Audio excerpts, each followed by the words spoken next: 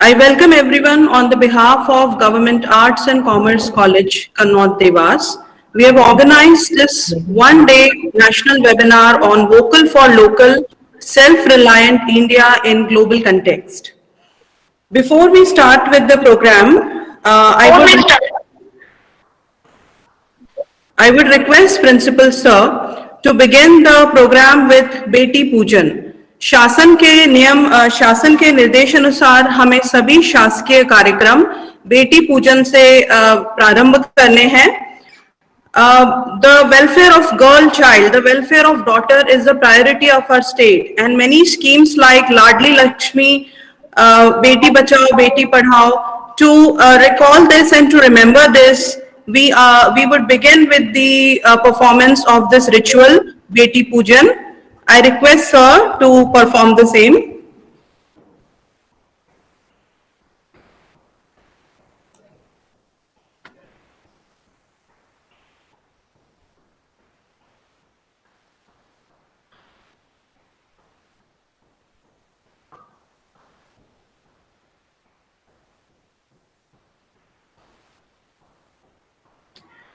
In continuation of this, I request Priyanka ma'am to please play Saraswati Vandana, and I also request Principal Sir to light the lamp and seek the blessings of Ma Saraswati to begin with this program.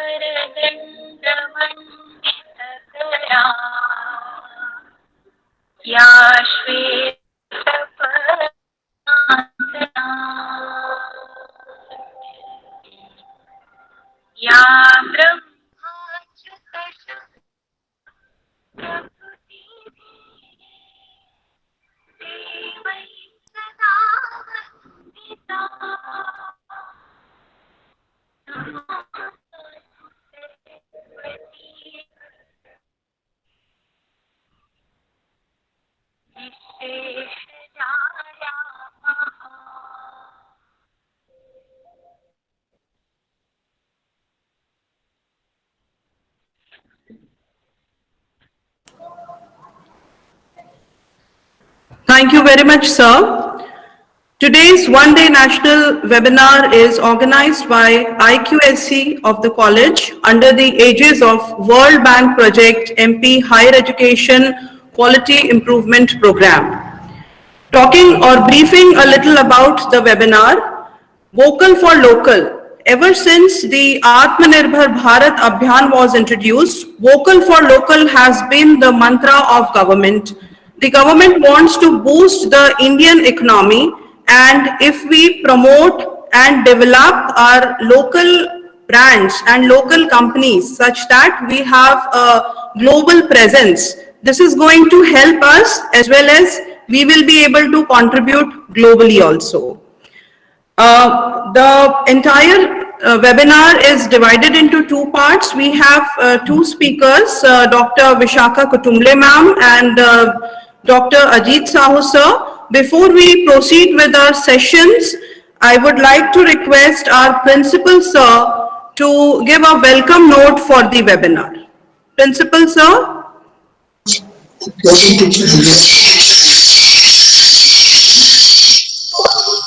Thank you, ma'am. सर्वप्रथम माँ सरस्वती को वंदन।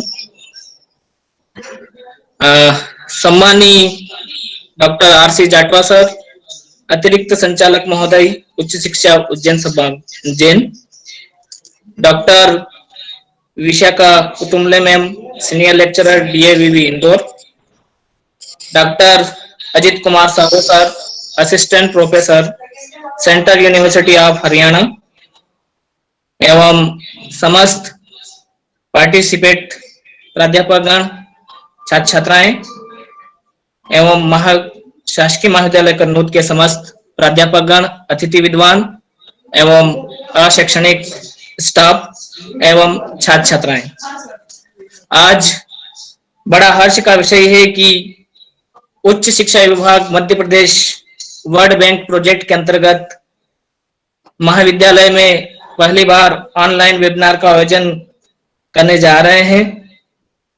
मैं आप सभी का महाविद्यालय परिवार की ओर से हार्दिक हार्दिक स्वागत करता हूं, वंदन करता हूं। आज हमें इस वेबिनार से बहुत कुछ सीखने को मिलेगा और इस भारत देश को आत्मनिर्भर भारत की सफलता की ओर अग्रसर करने में हम अपना योगदान प्रदान करेंगे। मैं एक बार पुनः समस्त अतिथियों का हार्दिक हार्दिक अभिनंदन करता हूं। जय हिंद, जय Bharat. Thank you very much, sir. It's your support and your guidance that has helped us materialize the webinar. Now, I would request our Honorable Additional Director, Sir, Dr. R.C. Jatwa, Sir. Sir, thank you very much for joining us. Thank you for gracing the event with your presence. I request you to please address the webinar. Dr. R.C. Jatwa, sir.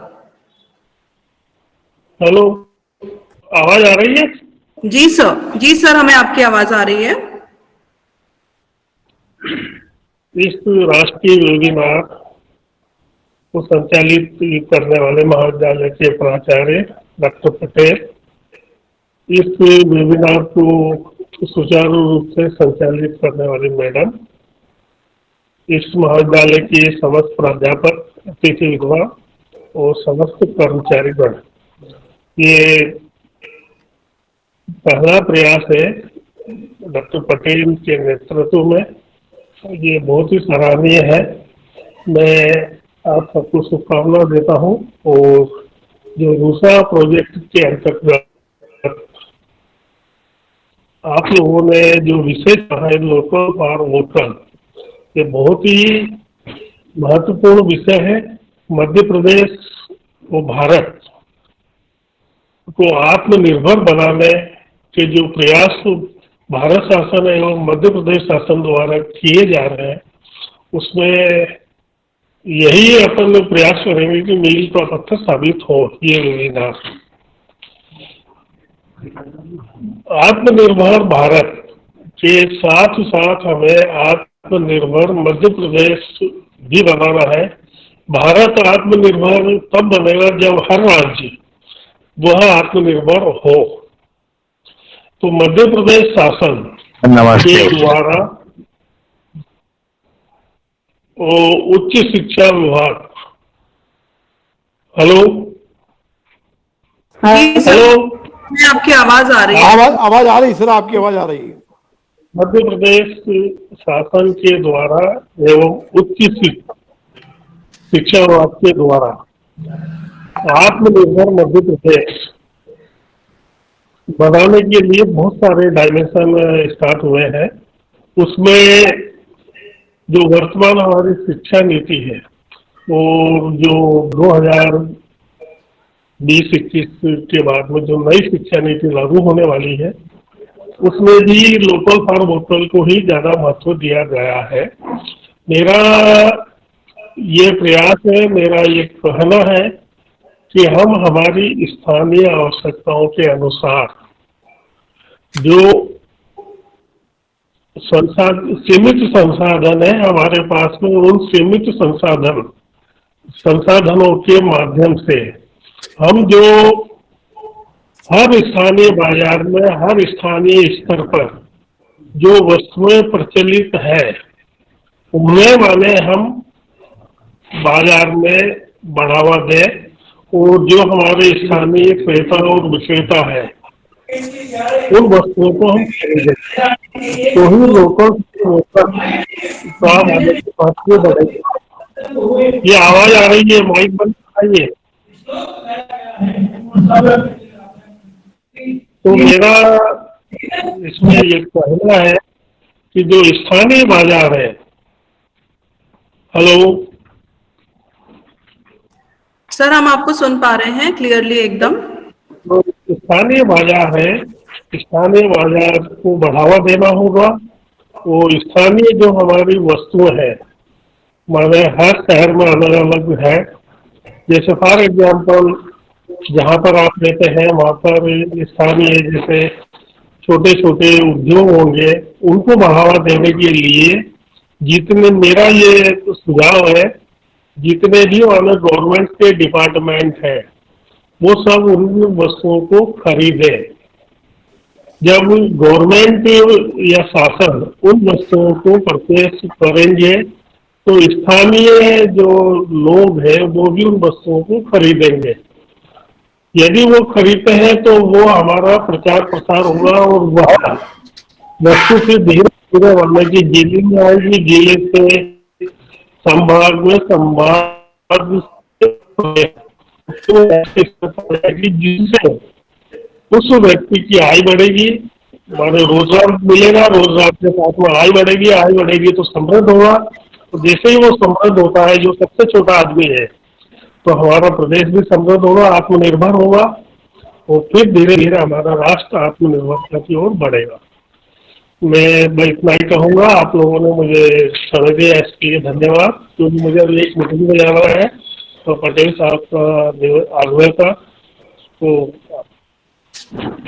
Thank you sir, आपने हमारा invitation accept करा और जो guidance और जो बातें आपने बताई है हम भी उसका ध्यान रखते हुए उन बातों पे चलने की कोशिश करेंगे। Thank you for appreciating our efforts and महाविद्यालय परिवार की तरफ से मैं पुनः आपको धन्यवाद करती हूँ। धन्यवाद sir.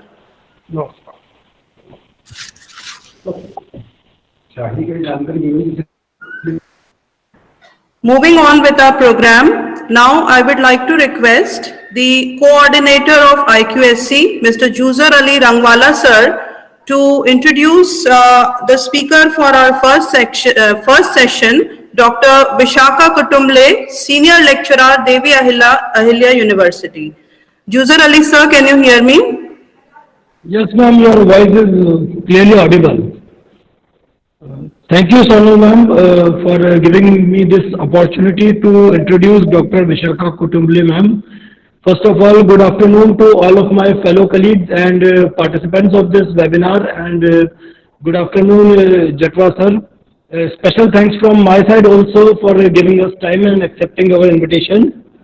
Now, it is really a matter of privilege for me to read biodata of Dr. Vishakha Kutumble ma'am. As I can see over here that she has so much of achievements in her bag that it is really hard for me to summarize all of her achievements in such a short duration of time. But precisely I would like to tell all the participants about her academic achievements. Dr. Vishakha Kutumble is a senior lecturer at School of Economics, DAVV, Indore. Her subject specialization includes quantitative research and econometrics. She has been a meritorious student since her school days and secured distinctions in various subjects in school as well as during her graduation in industrial and production engineering. After pursuing a successful career in industry sector, she completed her MA in economics with an amazing CGPA of 9.72, which I think is very rare nowadays. And she has also completed her doctorate in economics on the topic financial liberalization and its impact on consumption and wealth in our economy.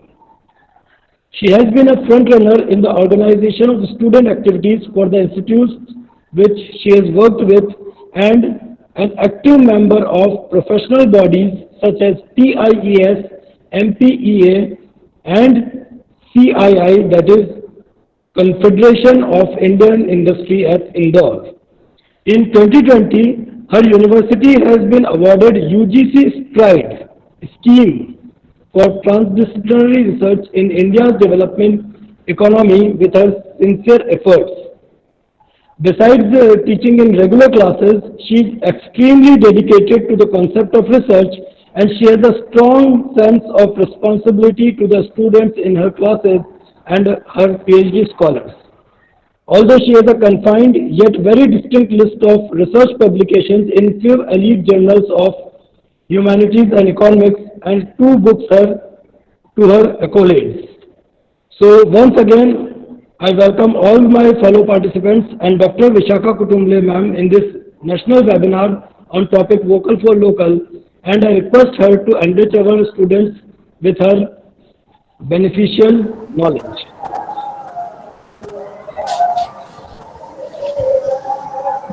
बहुत बहुत धन्यवाद रंगवाला sir.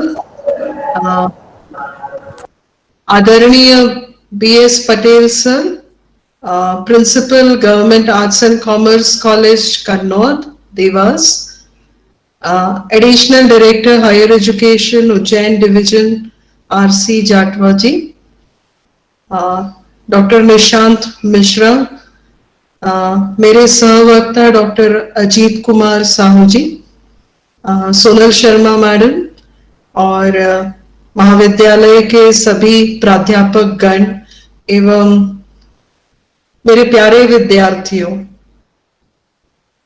यह मेरा अहोभाग्य है कि इस corona काल में इंटरनेट और गूगल की सुविधा होने से हम इंदौर और कन्नौज की दूरी को समाप्त कर इस ऑनलाइन सत्र में सहभागी हो सके हैं। मेरा सभी विद्यार्थियों से अनुग्रह है कि वे इस गूगल मीट के चैट बॉक्स में अगर अपनी जो भी आपकी जिज्ञासा है, प्रश्न है, अगर आपको ऐसा कुछ लगता है मैंने आपको कुछ इस सत्र में समझाया है या बता पाई हूं इस विषय पर, तो जरूर से चैट बॉक्स पर आप जो प्रश्नोत्तर का सत्र मैडम ने आयोजित किया है इसके बाद या बीच में भी जब भी आप चाहे जरूर से पूछिएगा। अपना माइक भी बीच में चालू कर सकते हैं और मुझे बहुत खुशी होगी अगर इस ऑनलाइन सत्र में आपकी आभासी उपस्थिति को हम वास्तविक उपस्थिति में बदल सके।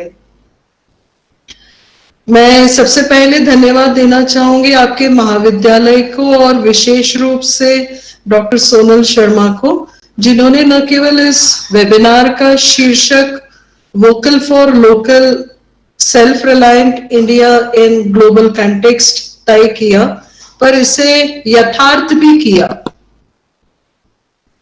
उन्होंने अपनी मातृ संस्था के सहपाठियों को योग्य समझा इस सत्र के वक्ताओं के रूप में। मैं अपनी पुरजोर कोशिश करूंगी कि उनका यह चयन उत्तम एवं विद्यार्थियों के लिए सही अर्थों में उपयोगी साबित हो। तो चलिए हम इस सत्र में सबसे पहले यह जानने की कोशिश करते हैं कि ऐसी कौन सी परिस्थितियां थी, ऐसा कौन सा समय था जिसके लिए उन्होंने यह योजना और इसकी जरूरत को इस समय में महत्वपूर्ण समझा और इसे मई 2020 में पूरे राष्ट्र के लिए प्रायोजित किया, अनाउंस किया या सभी को समझाया कि आज ये वक्त है, ये समय है जब न सिर्फ हमारे प्रदेश को पर इस भारतवर्ष को इस वोकल फॉर लोकल या आत्मनिर्भर होने की बहुत ज्यादा जरूरत है। आत्मनिर्भर का तात्पर्य यहाँ पर कहीं से कहीं तक इंपोर्ट सब्स्टिट्यूशन जो एक जमाने में हमारी पॉलिसी रही थी वो बिल्कुल नहीं है, बल्कि खुद वैश्वीकरण करने के बाद आज जरूरत है कि हम विश्व में खुद को स्थापित कर पाए और ये योजना, ये कार्यक्रम उसी का एक पहला स्टेज है, पहला स्टेप है कि भारत विश्व में अपना परचम फिर से लहराए। तो मेरी थोड़ी सी ये कोशिश रहेगी कि मैंने देखा चैट बॉक्स में बहुत सारे बच्चे बहुत कुछ लिख रहे थे, तो उसमें बीएससी के भी विद्यार्थी हैं, बीए के भी विद्यार्थी हैं इस महाविद्यालय के, तो मैं कोशिश करूंगी कि बहुत ज्यादा आपको अर्थशास्त्र के डेप्थ में ना ले जाके जो मेरे विचार है इस विषय के बारे में वो व्यापक रूप से सभी को समझ में आ जाए। तो मैं शुरू इस बात से करना चाहूंगी कि प्रधानमंत्री को किन परिस्थितियों में या क्या ऐसी कंडीशंस थी जिसमें उन्होंने जरूरी समझा कि इस प्रोग्राम को लॉन्च किया जाए। थोड़ा सा हम अगर इतिहास में देखें तो 1960 से हमने एलपीजी पॉलिसी, वैश्वीकरण, प्राइवेटाइजेशन और लिबरलाइजेशन की जो अडॉप्ट की, उस समय का अगर हम भारत देखें तो भारतीय सामान और विदेशी सामान में हम स्वयं भी बहुत अंतर देख सकते थे। हमने ये देखा है कि बाहर या विदेशी उत्पाद जो होते थे उसमें जो टेक्नोलॉजी है वो बहुत एडवांस होती थी। एक साधारण सा हम अगर कांच का बाउल भी अगर देखें तो हम पाते थे कि वो बहुत पतला है, उसमें बहुत इंटीग्रिटी है, उसका वजन बहुत कम है, और हम देखते थे कि उसमें और हमारे जो लोकल मैन्युफैक्चरिंग उस समय होती थी उसमें भी हम काफी अंतर कर पाते थे। हो सकता है कि हमारी प्रोडक्शन टेक्नोलॉजी उस समय इतनी उत्तम नहीं थी, हम हैंडमेड और मशीन मेड में काफी अंतर कर लेते थे। बेसिक प्रोडक्शन की जो इनपुट क्वालिटी है उसमें बहुत ज्यादा फर्क होता था, और सबसे मुख्य या महत्वपूर्ण है उसका पैकेजिंग। हो सकता है बहुत सारे ऐसे कारण रहे हो जिसके कारण हम विदेशी उत्पादों और भारतीय उत्पादों में एक टैंजिबल, एक आंखों से दिखे इस तरह का अंतर कर पाते थे। पर इसी समय में हमने अंतरराष्ट्रीय बाजार में हमारे कुछ ऐसे प्राकृतिक उत्पादन है, विशेष तौर पे कृषि उत्पादन ऐसे रहे हैं जिसने उस समय से लेकर अभी तक अंतरराष्ट्रीय बाजार में अपनी साख बनाई हुई है, अपनी पैठ बनाई हुई है। मैं उदाहरण इसमें देना चाहूंगी हमारे कोंकण के हापुस या अल्फांसो आम का। मुझे बहुत अच्छे से ध्यान है 1998-2000 के दशक में कुछ इंपोर्टर्स से ये सुना हुआ कि भाई ये हापुस आम जो बंबई से आने वाले हैं इस हवाई अड्डे पर, तो जो आयातक होता था वो अपने एम्प्लॉय को जरूर हवाई अड्डे पे इस नाते भेजता था कि प्रीमियम के रूप में या किसी भी कमीशन के रूप में एयरपोर्ट अथॉरिटीज के हाथ में वो आम नहीं पहुंचे और वो सीधे बाजार में पहुंच पाए, ताकि आयातक जो है उस क्वालिटी को और उस पर्टिकुलर भारतीय हापुस आम के प्रीमियम का लाभ ले सके। इतना महत्व हमारे ऐसे कुछ पेक्यूलियर कृषि उत्पादन का 1960 से 2000 के दशक तक रुतबा था। उसी तरह कुछ और उदाहरण देना चाहूंगी, जैसे हमारे यहाँ का बासमती राइस, सोयाबीन, मध्य प्रदेश में सोयाबीन उत्पादन सबसे अधिक है और उसकी क्वालिटी भी सबसे महत्वपूर्ण है और बहुत अच्छी है। ना सिर्फ सोयाबीन बट हमारी डीओसी, डी ऑयल्ड केक, मतलब हमारे सोयाबीन से तेल निकल जाने के बाद जो सोयाबीन बचता है उससे भी हम सोयाबीन का आटा, सोयाबीन का दूध और ऐसे कैटल फीड्स में अंतरराष्ट्रीय बाजार में हम इसमें बहुत दखल रखते हैं। हमारी बहुत अच्छी साख इसमें बनी हुई है, आज नहीं, आज से 40 साल पुरानी। इसी तरह कुछ और कृषि उत्पादनों के नाम लेना चाहूंगी, जैसे हमारा शरबती गेहूं है, कश्मीर का केसर है, हमारे कश्मीर के सेवफल है। ये सब अंतरराष्ट्रीय बाजार में प्रधानमंत्री की इस आत्मनिर्भर योजना के पहले से पैठ जमाए हुए हैं। ऐसा नहीं है कि अंतरराष्ट्रीय बाजार में हमने अपनी शक्ति का प्रदर्शन नहीं किया है या उसमें हमारा रुतबा नहीं है।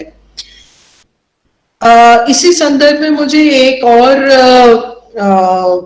किस्सा याद आता है, जब 1946 के आसपास गुजरात में वर्गीस कुरियन ने कोशिश की थी आनंद में दूध उत्पादन को मैकेनाइज्ड करके और उससे बहुत सारे व्यावसायिक उत्पादन या प्रोडक्ट्स बनाने की।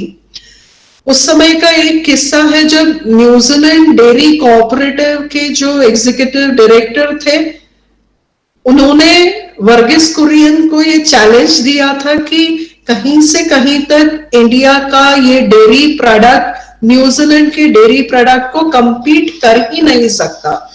अच्छा तो दूर उन्होंने यही कहा था कि ये कहीं से हमारे उत्पादन का प्रतिस्पर्धी हो ही नहीं सकता। और आज आप जानते हैं कि अमूल कितना व्यवस्थित और कितना मार्केट में अपनी न सिर्फ डोमेस्टिक मार्केट में बट इंटरनेशनल मार्केट में भी एक एस्टैब्लिश्ड ब्रांड है। उसी तरह उदाहरण देना चाहूंगी हमारे विभिन्न राज्यों के रेशम का, सिल्क का, वो उस समय भी उतना ही महत्वपूर्ण था जितना आज प्रोडक्शन टेक्नोलॉजी के चेंज होने के बावजूद हैंडमेड सिल्क का उतना ही महत्व न सिर्फ हमारे यहाँ बट अंतरराष्ट्रीय मार्केट में भी उतना ही महत्वपूर्ण है।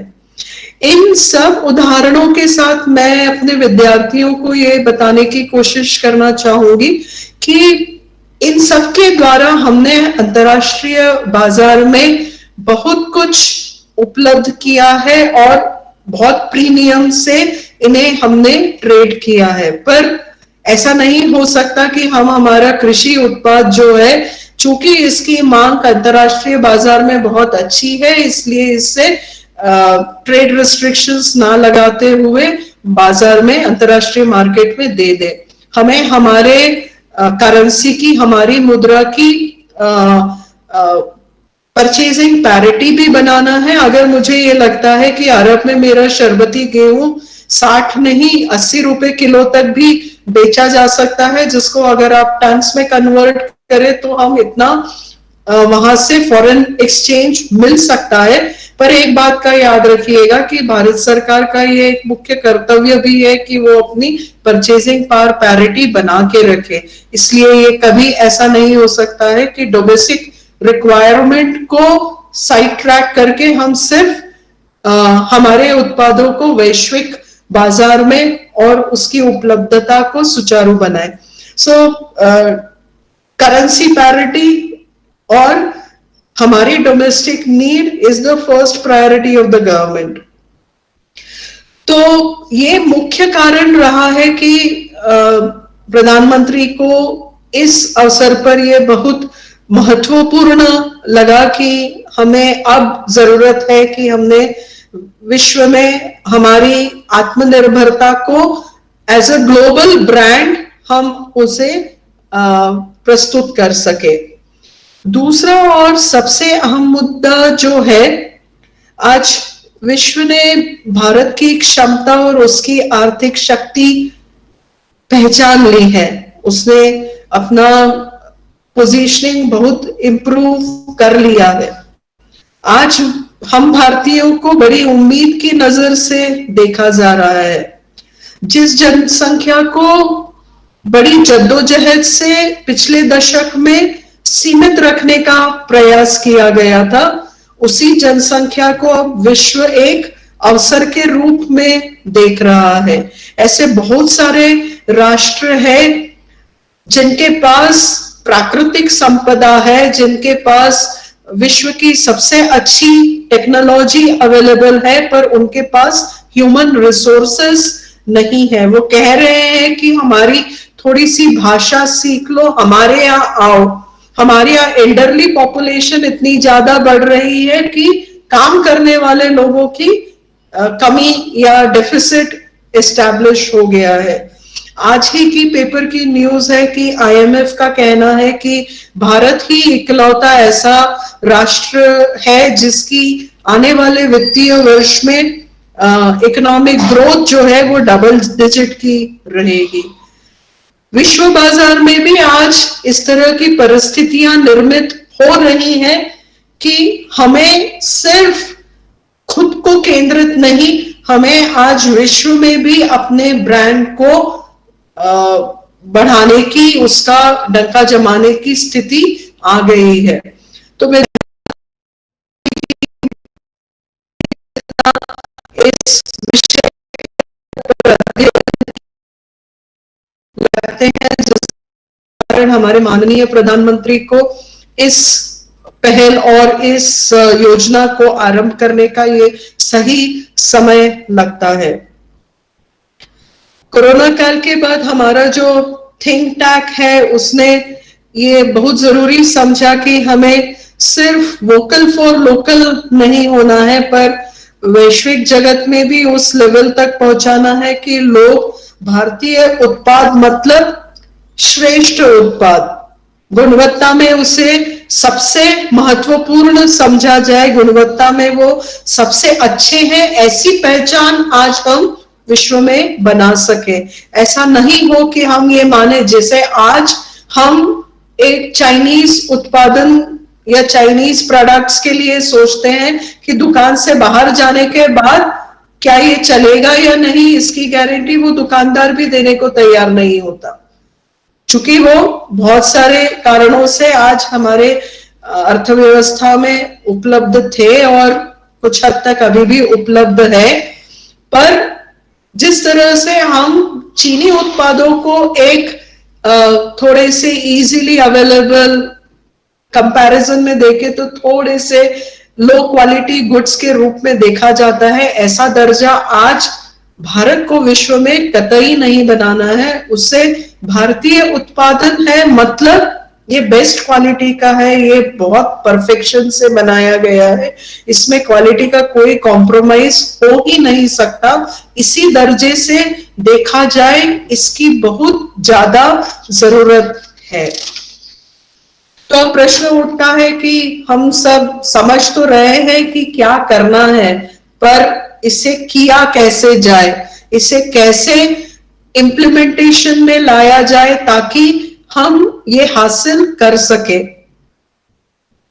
इसके लिए मैं अर्थशास्त्र की 2 सिद्धांतों का उल्लेख करना चाहूंगी। एक उल्लेख करना चाहूंगी अंतरराष्ट्रीय अर्थशास्त्र, इंटरनेशनल इकोनॉमिक्स की रिकार्डो की थ्योरी, जो समझाता है कि अंतरराष्ट्रीय बाजार में किन उत्पादनों को, किस सामान को, किन प्रोडक्ट्स को दिया जाए, किस तरह से ये डिसाइड किया जाए कि ये इंटरनेशनल मार्केट में उपयोगी होगा या ये इंटरनेशनल मार्केट में will be a comparative advantage, इसका हमें एक तुलनात्मक लाभ मिलेगा। हो सकता है इसके रिसोर्सेस हमारे लिए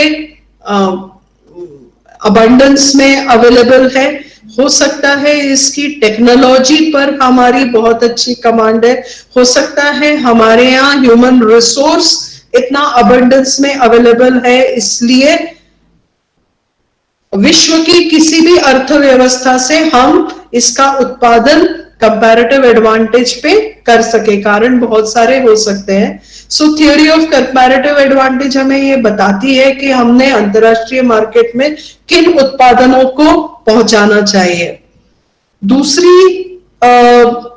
दूसरा सिद्धांत जो मैं इस संदर्भ में बताना चाहूंगी वो व्यष्टि अर्थशास्त्र से आता है, माइक्रो इकोनॉमिक्स से आता है, जो हमें कॉम्पिटिटिव प्राइसिंग के बारे में बताता है, जो हमें ये बताता है कि जब हमारे उत्पादन जो आज अंतरराष्ट्रीय मार्केट में एक मोनोपोलिस्टिक कंपटीशन में देखे जाते हैं, उनको ग्रेजुअली कैसे क्वालिटी के थ्रू हम एक मोनोपोली प्रोडक्ट के रूप में कन्वर्ट कर सके। जो हम आज विश्व की से 25 कंपटीटर्स से उस प्रोडक्ट के लिए compete करते हैं, तो उसकी गुणवत्ता को कैसे निरंतर सुधारे, उसकी competitive pricing इस तरह से करे कि वो प्रतिस्पर्धा 25 से होते होते ग्रेजुअली 4 या 5, जिसको हम ओलिगोपोली बोलते हैं, और धीरे धीरे उसे मोनोपोली में कैसे कन्वर्ट कर सके, इसके ऊपर हमारी सारी कोशिशें और हमारे प्रयास होने चाहिए।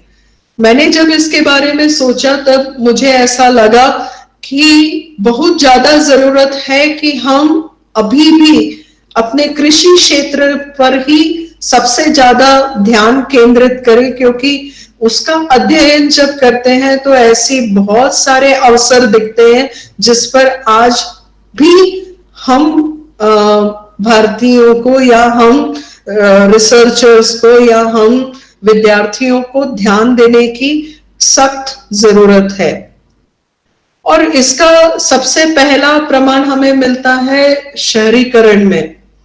आज भी हमारा जो युवा है, जिसका बैकग्राउंड, जिसका कंटेक्स्ट कृषि परिक्षेत्र से आता है, उसकी पूरी कोशिश ये रहती है कि कैसे ये शिक्षण, ये योग्यता पाकर मैं किसी न किसी मेट्रो सिटी या अर्बन हैबिटेट में ग्रेजुअली सेटल हो जाऊं, ग्रेजुअली वहां पर अपने आप को बहुत रेलेवेंट समझूं।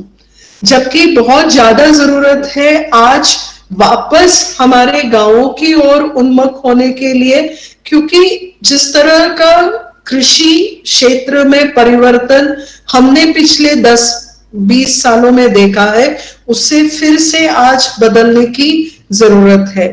किन चीजों की जरूरत है? हमने उत्पादकता को बढ़ाने के लिए हमारी कृषि भूमि का डिग्रेडेशन एक्सपोनेंशियली किया है, अत्यधिक किया है। आज फिर से जरूरत है हम ये सोचे, ऐसी लैबोरेटरीज एस्टैब्लिश करें जो हमें तत्काल बताए कि हमारे सॉइल की क्वालिटी क्या है और उसको इम्प्रूव कैसे करें। इसके बहुत सारे तरीके जो हमारे एग्रीकल्चरल साइंटिस्ट ने दिए हुए हैं, उन्हें इजाद करें, उन्हें उपयोग में लाए। ऑर्गेनिक फार्मिंग का भी एक बहुत चलन हुआ है और बहुत सारे लोगों से मैंने भी चर्चा की है और बहुत सारी स्टडीज में मैं भी इन्वॉल्व रही हूं।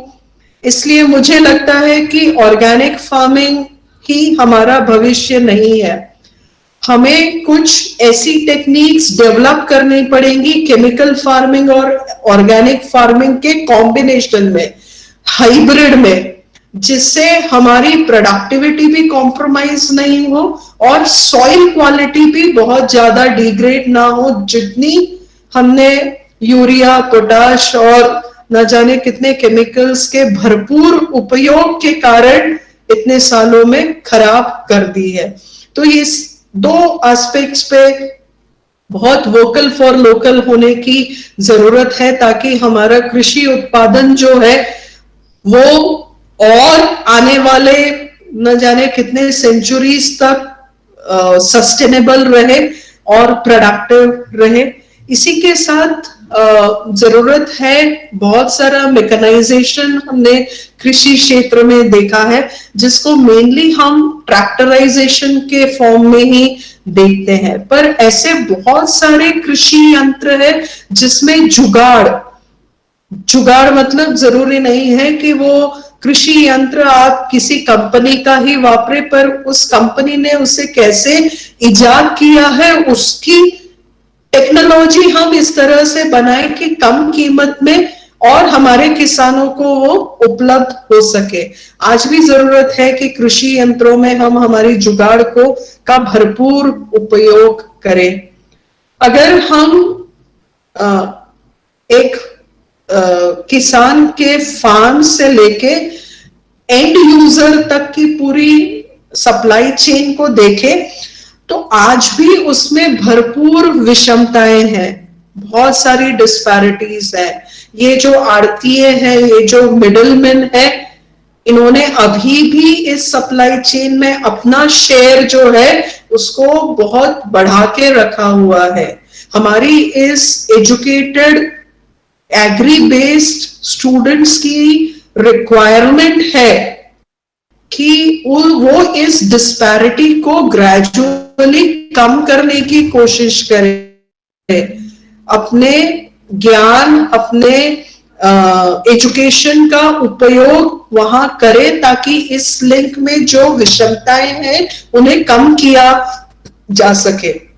आज भी आप कृषि उत्पादन में देखें, जैसे सोयाबीन का ही उदाहरण ले, या मध्य प्रदेश के खरगोन के कॉटन प्रोडक्शन का उदाहरण ले, तो हम प्रोडक्शन में वर्ल्ड में नंबर 3 में है, 4 पे है, पर प्रोडक्टिविटी में उसी सोयाबीन में हम 37-40वें नंबर पे है। इसका अर्थ क्या होता है? इसका अर्थ ये होता है कि कोई देश जो कम फार्म साइज में उतना उत्पादन करता है जितना हम उससे न जाने कितने कई गुना फार्म साइज पर करते हैं। ठीक है, तो हमारी प्रोडक्टिविटी हम अगर विश्व पटल पर देखें तो बहुत पीछे हो जाती है, जबकि प्रोडक्शन हम उनसे कई गुना ज्यादा कर रहे हैं, पर प्रोडक्टिविटी में हम उनसे पिछड़ रहे हैं। ऐसा क्यों हो रहा है? इसके लिए हम क्या कर सकते हैं? इसके लिए वोकल फॉर लोकल होना बहुत ज्यादा जरूरी है। आज के जमाने में सभी विद्यार्थी कहीं भी हो, सभी को फास्ट फूड का अत्यंत इंसेंटिव है, लुभावना लगता है। उसके लिए एग्रो बेस्ड इंडस्ट्री में बहुत सारे अवसर है। ऐसा क्यों चाहिए कि मैगी का मसाला कोई और बनाए? ऐसा क्यों चाहिए कि जितने ड्राइड वेजिटेबल्स अलग अलग एग्रो बेस्ड इंडस्ट्री में लगते हैं, उसका उत्पादन कोई बाहरी कंपनी आके करे? ऐसा क्यों नहीं हो सकता कि हमारे ये विद्यार्थी जिनकी बैकग्राउंड एग्रीकल्चर है, वो अपने इस अध्ययन के बाद, अपने एजुकेशन के बाद इस तरह के इंडस्ट्री में अपॉर्चुनिटीज देखें, उन्हें उत्पादन में लाएं। और अगर ये चेन बहुत लंबी नहीं होगी तो फिर हम इसमें कंपैरेटिव एडवांटेज डोमेस्टिक प्रोडक्शन में भी ला सकते हैं। इसके लिए सोचने की बहुत सारी जरूरत है। सिमिलरली एग्री बेस्ड में बहुत सालों से मैं ये सुनते आ रही हूं that we still lack in warehousing. हमारे पास भंडारण की व्यवस्था नहीं है, और भंडारण की व्यवस्था नहीं होने के कारण आज भी कमोडिटी मार्केट में किसान वो कीमत नहीं ले पाता है, क्योंकि उसे तो वो आड़तीए को इमीडिएटली ही अपना आलू बेचना है। वो अगर नहीं बेचेगा तो उसके पास भंडारण की क्षमता ही नहीं है। तो मैं चाहूंगी कि हमारे विद्यार्थी इस बारे में सोचे कि मैंने अभी सेकेंडरी और टर्शरी सेक्टर की बात ही नहीं की है। सोनल मैडम बताएंगी कि मेरे पास कुछ समय है या नहीं, या मैं बहुत ज्यादा अधिक समय ले लिया है। Ma'am, you can continue another maybe 5-10 minutes. Okay. We started Thank you, this madam. little early, so we still have ample scope. आप continue कर सकते हैं ma'am. Okay. Thank you so much, ma'am. So जब मैंने इस बारे में सोचने की कोशिश की तो मुझे ऐसा लगा कि कृषि क्षेत्र में ही आज हमारे पास इतने अवसर है, क्यों हम इस रैट रेस में लगे कि कैसे भी करके हमें तो सिर्फ सरकारी नौकरी ही चाहिए, कैसे भी करके हमें तो शहर में ही खुद को स्थापित करना है, कैसे भी करके हमें तो सिर्फ ये देखना है कि हमारे पास वो सारी सुविधाएं हैं जो आज एक शहर में या अर्बनाइजेशन में रहने वाले व्यक्ति के पास है। मुझे कई बार ये एहसास होता है कि वो जो गांव की खुली हवा में, अच्छे वातावरण में, जिसमें पोल्यूशन का कहीं से कहीं तक कोई संबंध नहीं है, वो व्यक्ति ज्यादा समृद्ध है, वो व्यक्ति ज्यादा भाग्यशाली है, क्योंकि वो अपने पूरे लंग हार्ट सिस्टम को एक शुद्ध हवा दे पा रहा है, जो मैं कोशिश करके भी आज इंदौर जैसी जगह में रह के नहीं मिल सकती, क्योंकि मेरा कंट्रोल इस एनवायरनमेंट पर नहीं है।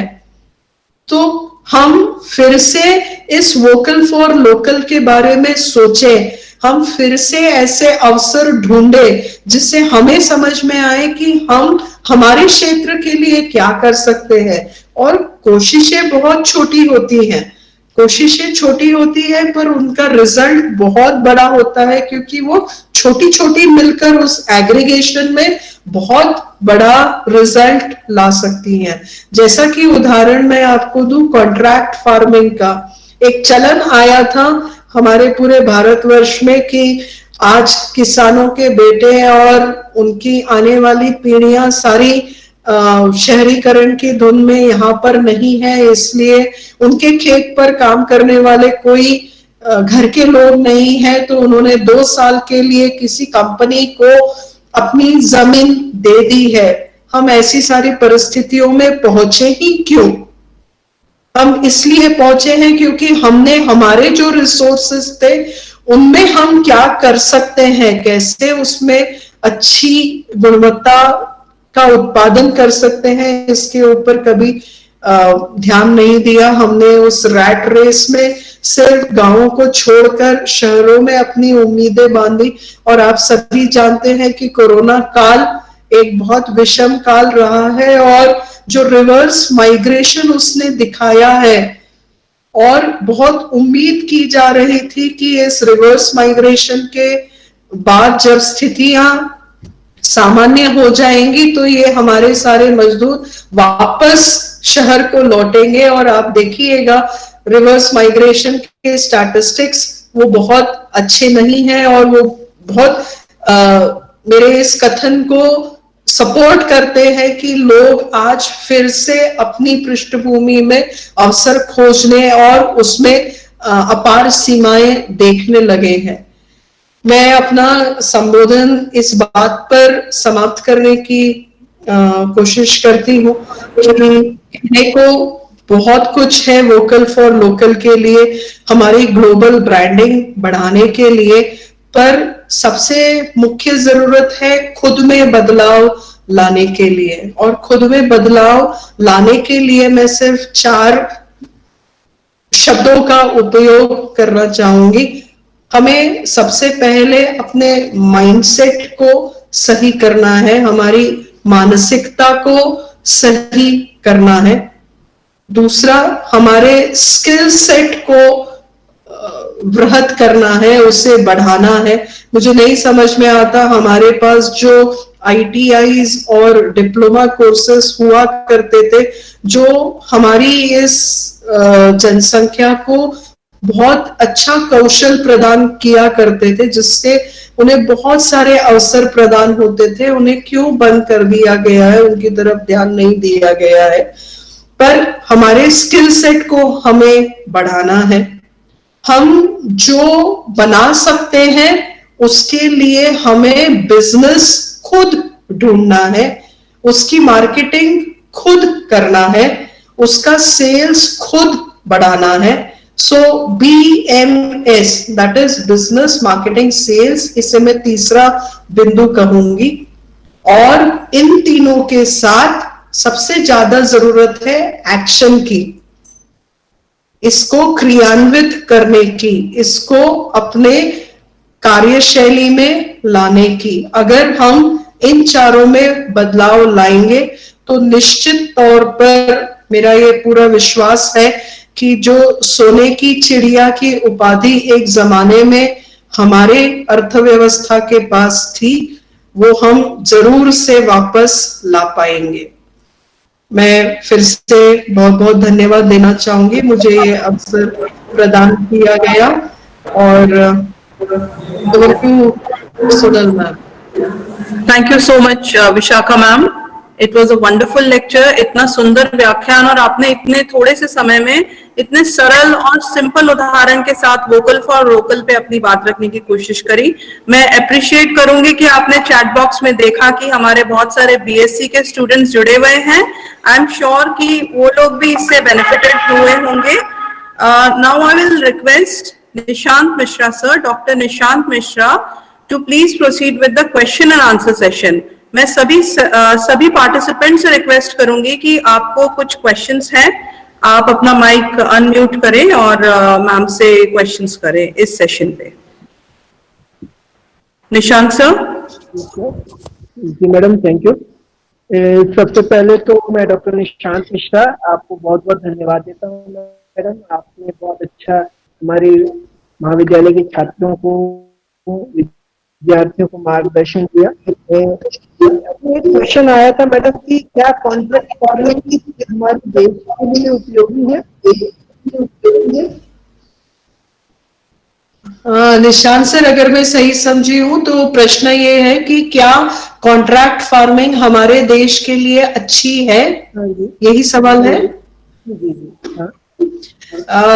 मुझे व्यापक रूप से लगता है कि कॉन्ट्रैक्ट फार्मिंग हमारे देश के लिए अच्छी नहीं है, ऑन अ ब्रॉडर स्केल नहीं है।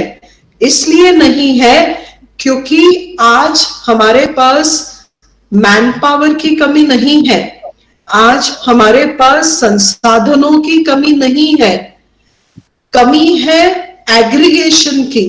हम आज हमारे लोकल रिसोर्सेज को एकत्रित नहीं कर पा रहे हैं। हमारे गांव में जो लेबर फोर्स हमारे पास अवेलेबल है, हम उसे संगठित नहीं कर पा रहे हैं। इसलिए कोई बाहरी तत्व आते हैं, बाहरी कंपनीज आती हैं जो ये चाहती है कि उन्हें ये जो हमारी जमीन है, ये संसाधन मिल जाए, तो वो पूरे मैकेनाइज तरीके से उस जमीन का उपयोग करें। और जो बाहरी तत्व आएंगे उनका मुख्य उद्देश्य होगा उत्पादकता बढ़ाना, उनका उद्देश्य होगा उस जमीन से वो जितना अधिक से अधिक उत्पादन कर सके। इसलिए उनका उद्देश्य कभी ये नहीं होगा। Academic achievements, which are surely very vast, and it is once again I will like to say this, that it is very difficult to summarize all the achievements of our speaker in a short duration. So Ajit sir is working as assistant professor at Department of Economics in Central University of Haryana since 2016. After completing his MA in Economics from SOE, that is School of Economics, DAVV Indore, he cleared a very esteemed exam of National Eligibility Test, which is conducted by UGC for becoming assistant professor in degree colleges. After achieving MA and NET in Economics, he finished his PhD from DAVV Indore on the subject FDI, Inequality and Growth in India. Besides teaching, he has been an active member in lot of extracurricular activities as well.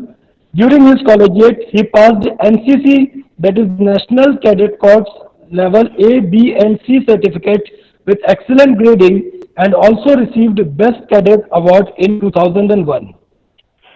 He has a rich experience of teaching economics for around 13 years, and he has been a faculty member of several eminent institutes of Indore like Chameli Devi Institute of Management and Prestige Institute of Management. He has also several publications to his credit. He has published books on business environment and strategic management, and he has been a member of editorial board of conference proceeding titled Refurbishing Facets of Management Concepts for New World Order, which is published by CDSM Indore. Besides teaching and publishing books, he has been an active participant in various professional training and workshops and seminars and conferences of national and international level. As a research supervisor, so far 5 students have enrolled for PhD under the supervision of Dr. Ajit Kumar Sahu, and 10 students has successfully completed their MPhil dissertation under the guidance of Ajit sir.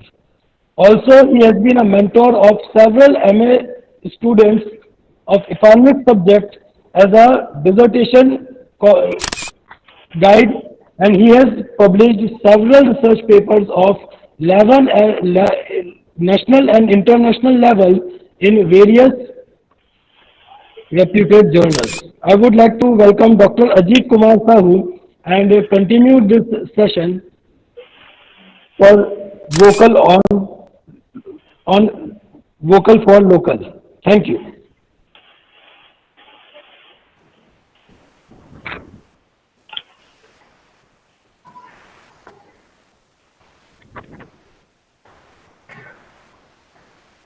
Ajit sir, can you hear us? Yes, of course. Yes, sir.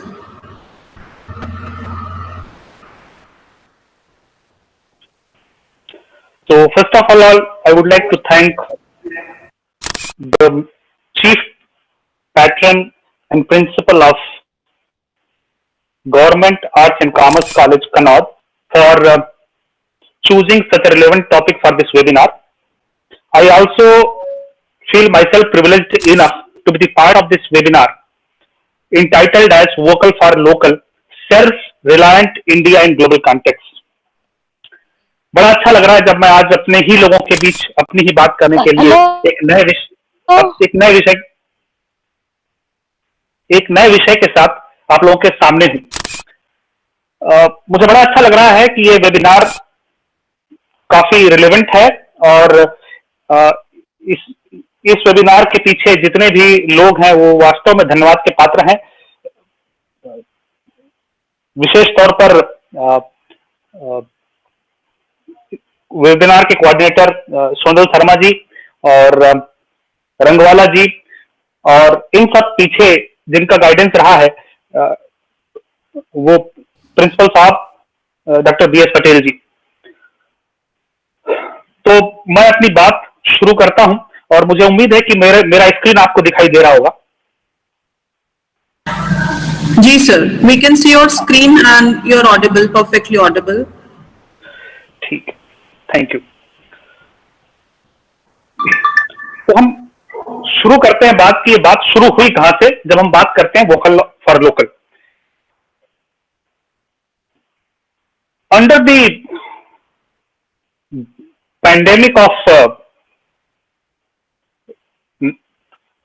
under this great pandemic which we all suffered today, this concept of vocal for local came into existence.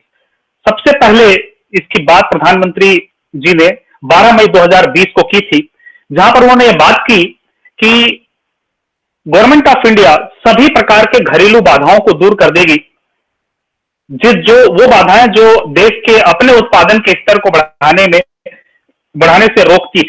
और इस बात को उन्होंने एक ही शब्द में summarise किया और वो था वोकल फॉर लोकल।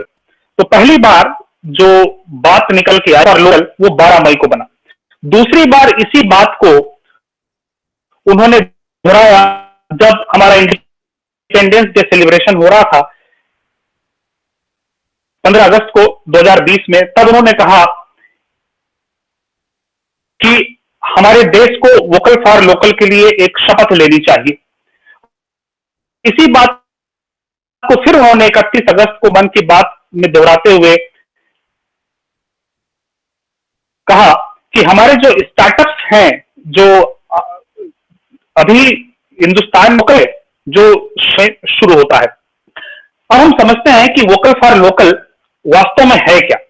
अगर हम इतिहास को देखें तो मुझे ये लगता है और बहुत सारे विद्वानों का यह कहना है कि ये वोकल फॉर लोकल जो मूवमेंट अभी शुरू हुआ है ये बेसिकली एक्सटेंशन है हमारे स्वदेशी आंदोलन का, जो 19वीं सदी के शुरुआत में शुरू हुई थी, जिसमें महात्मा गांधी जी भी एक बड़े नेतृत्व के रूप में उभरे थे। अगर प्रिसाइसली बात करें तो ये शुरू हुआ था अगस्त 7, 1905 में कलकत्ता टाउन हॉल बंगाल में, और इसको शुरू करने का श्रेय उस समय कांग्रेस को जाता। तो ये तो हुई स्वदेशी मूवमेंट से वोकल फॉर वोकल का क्या रिश्ता है। वोकल फॉर लोकल आज सबसे अधिक ट्रेंडिंग फ्रेज के रूप में अगर आप बात करें पॉलिसी मेकर्स के पर्सपेक्टिव में तो सबसे अधिक यूज किया जा रहा है। और ये फ्रेज ये कहता है कि सभी भारतीय एक और भारतीय को वोकल फॉर लोकल होना चाहिए। इसका अर्थ यह हुआ कि सभी भारतीयों को न केवल अपने स्वदेशी वस्तुओं का इस्तेमाल करना है बल्कि उनको वैश्विक स्तर पर भी उसका प्रमोशन करना है। तो वोकल फॉर लोकल एक्चुअली जब हम बात करते हैं तो ये इसका तात्पर्य यह नहीं हुआ कि हमने हमारी जो 1993-94 के दरमियान जब हमारी इकोनॉमिक रिफॉर्म हुई थी तो उस दरमियान जो ग्लोबलाइजेशन का कंसेप्ट आया था, वैश्वीकरण का कंसेप्ट आया था कि हमारे देश के सीमाओं को खोल दिया जाए और दुनिया के साथ हमारा व्यापार हो सके, दुनिया के लोग हमारे यहाँ आ सके और हमारे लोग दुनिया में जा सके, कहीं इस अवधारणा के खिलाफ तो नहीं है, लोग ये प्रश्न करते हैं। परंतु जहां तक वोकल फॉर लोकल कैंपेन का सवाल है, ये जो वोकल फॉर लोकल है, ये ग्लोबलाइजेशन का विरोध नहीं करता, पर ग्लोबलाइजेशन का एक नया रूप है। और ग्लोबलाइजेशन की जब हम बात करते हैं, वैश्वीकरण की बात करते हैं, तो उसमें मुख्यतः बात होती है कि जहां जहां हमें लाभ के क्षेत्र दिखाई दे रहे हैं, जिन जिन देशों में हमें लाभ के क्षेत्र दिखाई दे रहे हैं, उन देशों में हम अपना बिजनेस करें, और जिन जिन लोगों को हमारे देश के अंदर लाभ के क्षेत्र दिखाई दे रहे हैं, वो हमारे यहां आए और बिजनेस करें। इस तरह की धारणा थी ग्लोबलाइजेशन की, और इसका सीधा असर जो देखने की कोशिश की जा रही थी वो था लोकल रोजगार पे और लोकल तकनीकी के स्तर पर जब हम वोकल फॉर लोकल की बात कर रहे हैं आज, तो ये प्रॉफिट मोटिव से हट करके, हमारा उद्देश्य लाभ न होकर के, अब है ना, इस हमारा उद्देश्य का केंद्र लाभ न होकर के लोग हो गए हैं। ये एक बड़ा डिफरेंस है ग्लोबलाइजेशन और वोकल फॉर लोकल की जब बात करें। अच्छा, जब हम बात करते हैं वोकल फॉर लोकल की, तो ये एक स्कीम या पॉलिसी नहीं है, हमें ध्यान रखना चाहिए, कोई पॉलिसी स्कीम नहीं है, बल्कि ये उससे कहीं ज्यादा बढ़कर है। कारण ये है, मैंने पहले भी कहा कि वोकल फॉर लोकल एक आंदोलन है, और ये आंदोलन की जब बात करते हैं तो ये आंदोलन पूरे लोगों को संबोधित करता है, और इसीलिए ये पॉलिसी और स्कीम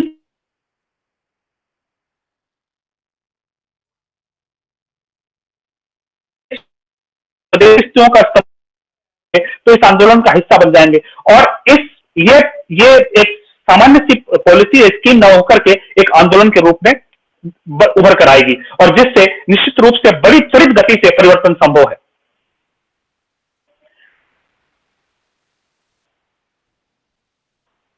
लगता है कि ये सब कुछ जो है अभी के पैंडेमिक कोविड-19 की वजह से सरकार ने एकदम से इसको लॉन्च किया, लेकिन हम मोदी सरकार के कार्यकाल को देखें अब तक 2014 से लेकर अब तक, तो हम पाएंगे कि इसकी नींव तो पहले ही रखी जा चुकी थी। देखिएगा, इसका टाइम फ्रेम हम जब देखेंगे ना, तो हमें समझ में आएगा कि ये वोकल फॉर लोकल केवल इसी पैंडेमिक की वजह से, आत्मनिर्भर भारत केवल इसी पैंडेमिक की वजह से सरकार लेके आई, ऐसा नहीं था। मेरा ये मानना है कि इसकी नींव काफी पहले रखी जा चुकी थी। हाँ, ये पैंडेमिक ने उसको ट्रिगर जल्दी कर दिया, है ना, उसको ट्रिगर जल्दी किया, और इसका एक्सपांशन के लिए गवर्नमेंट को ज्यादा फोकस किया। तो सबसे पहले अगर हम देखें इस सेल्फ आत्मनिर्भर भारत और वोकल फॉर लोकल को, तो ये शुरू होता है मेक इन इंडिया प्रोग्राम से। मेक इन इंडिया प्रोग्राम जो 2014 में प्रधानमंत्री जी लेके आए थे, और इस प्रोग्राम का ऑब्जेक्टिव ये था कि हिंदुस्तान को ग्लोबल मैन्युफैक्चरिंग हब बना दिया जाए। मतलब दुनिया में दुनिया में जितनी भी चीजें उत्पादित हो रही हैं, उसमें हमारा खुद का शेयर हो, और वो हमारे देश के अंदर पैदा हो, ये उत्पादित हो। ये हमारे मेक इन इंडिया प्रोग्राम का मेन उद्देश्य था, और इसके तहत 25 सेक्टर को चुने गए, और 25 सेक्टरों में से 3 को छोड़कर लगभग सभी सेक्टर में एफडीआई को फ्री कर दिया गया। मतलब they can have the FDI up to 100%। So that was the make in India programme. और अगर इस साल का बजट देखें हम, तो मेक इन इंडिया प्रोग्राम के लिए लगभग 1282 करोड़ रुपए इसके लिए लोकेट किए गए हैं। तो मेक इन इंडिया जो 2014 में शुरू होती है, जिसका उद्देश्य है इंडिया को मैन्युफैक्चरिंग हब बनाना दुनिया के बड़ी बड़ी कंपनियों के लिए। उसके बाद जब ये जब 2014 में लॉन्च हुई, तो उसके साथ ही साथ दूसरा मूवमेंट, दूसरी स्कीम शुरू होती है, वो है स्किल इंडिया प्रोग्राम। देखिए, दोनों का टाइमलाइन देखिए आप, ये 2014 में शुरू हो रहा है, ये 2015 में शुरू हो रहा है। मेक इन इंडिया प्रोग्राम जो शुरू कर रहा है, मेक इन इंडिया प्रोग्राम शुरू हो रहा है ministry of commerce and industry से, और स्किल इंडिया प्रोग्राम जो मॉनिटर कर रहा है वो ऑर्गेनाइजेशन है ministry of entrepreneurship. Ministry of skill and entrepreneurship. तो 15 जुलाई 2015 को स्किल इंडिया प्रोग्राम लॉन्च होता है, जिसका मुख्य उद्देश्य है कि 2022 तक 40 करोड़ लोगों को रोजगार के लिए ट्रेन कर देना। जो मेक इन इंडिया के तहत जो रोजगार उत्पादित हो रहे हैं, जो रोजगार के अवसर बन रहे हैं, उस अवसर को कैटर कर पाए, इसके लिए सरकार ने स्किल इंडिया प्रोग्राम शुरू किया, जिसका मुख्य उद्देश्य था भारत के लोगों को, भारत के श्रम को स्किल्ड बनाना और उनको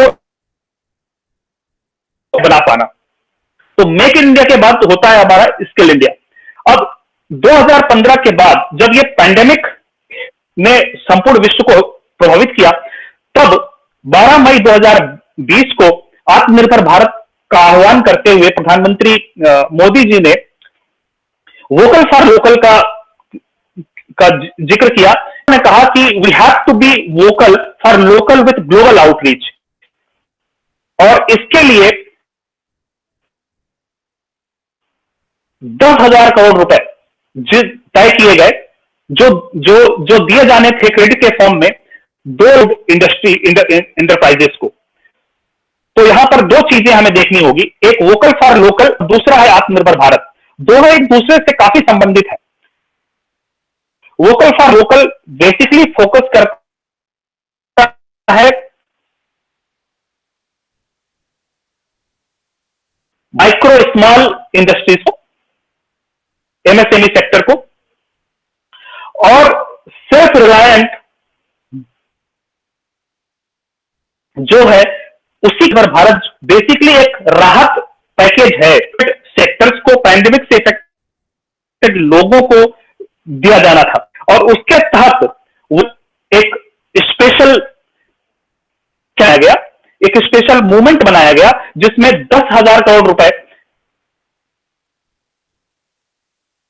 का एलोकेशन रखा गया, जो जिसका टारगेट था 2 लाख माइक्रो फूड इंटरप्राइज के लिए।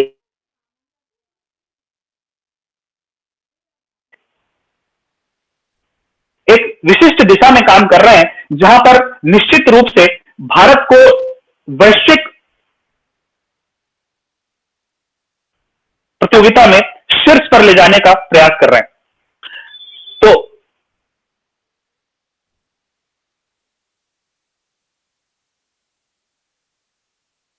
हम ये कह सकते हैं कि आत्मनिर्भर भारत अभी तक के जितने भी सरकार फॉर लोकल, इन सभी को कवर करता है, और इसी के तहत कार्य इसमें हो रहे हैं। अब हम देखते हैं वोकल फॉर लोकल को बेसिकली समझने की कोशिश करते हैं कि ये है क्या, और इसका इतना ज्यादा मंत्री जी का क्यों है। तो अगर हम वोकल फॉर लोकल के फेसेट्स को देखें, तो इसमें दो फेसेट्स मिलते हैं, हमें दो एस्पेक्ट्स हैं इसके। पहला कि हमें अपने डिपेंडेंस को, अपनी जो निर्भरता है आयात पर, उसको कम करना है, और दूसरा हमें अपने ऐसे लोकल ब्रांड क्रिएट करना है जो कि ग्लोबल वर्ल्ड पे कॉम्पीट कर सके। तो इसके दो तरह के दो एस्पेक्ट्स बनते हैं। पहला, हमें अपने आयात पे जो निर्भरता है, हमारी दूसरे देशों के वस्तुओं पर और सेवाओं पर जो हमारी निर्भरता, उसको कम करना, और दूसरी तरफ साथ ही साथ ऐसे लोकल ब्रांड्स को एस्टैब्लिश करना जो ग्लोबल वर्ल्ड पे, ग्लोबल लेवल पे जो है कंपीट कर सके।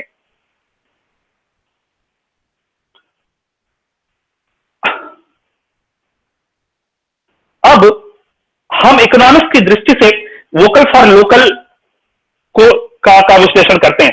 देखिए, कोई भी स्कीम होती है, कोई भी इकोनॉमिक पॉलिसी होती है, चाहे वो स्किल इंडिया हो, चाहे वो कोई भी स्कीम जो सरकार लाती है, उसका कोई भी इकोनॉमिक पॉलिसी या स्कीम जो सरकार लाती है, उसके दो ही उद्देश्य होते हैं, दूरगामी उद्देश्य दो ही होते हैं। वो होते हैं, पहला आर्थिक विकास, आर्थिक वृद्धि, और दूसरा है आर्थिक स्थायित्व।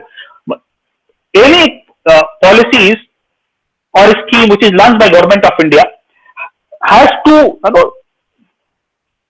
objectives. First is economic growth and another is economic stability. इसका मतलब यह हुआ कि सरकार के किसी भी योजना का सीधा लक्ष्य, अंतिम लक्ष्य जो है आर्थिक इकोनॉमिक ग्रोथ करना है, और दूसरी तरफ अर्थव्यवस्था में स्थायित्व बनाए रखना है। आर्थिक ग्रोथ का मतलब सीधा सा है कि हम हमारे देश में जितनी भी गुड्स एंड सर्विस का उत्पादन हो रहा है वो उत्पादन का स्तर बढ़ता जाए। मान लो इस साल 100 करोड़ का हुआ तो अगले साल 120 करोड़ का हो, उसके अगले साल 140 करोड़ का हो। तो जब हम हमारी उस वस्तुओं और सेवाओं का उत्पादन समय के साथ लगातार बढ़ता जाता है तो ऐसी स्थिति को कहते हैं हम इकोनॉमिक ग्रोथ होना।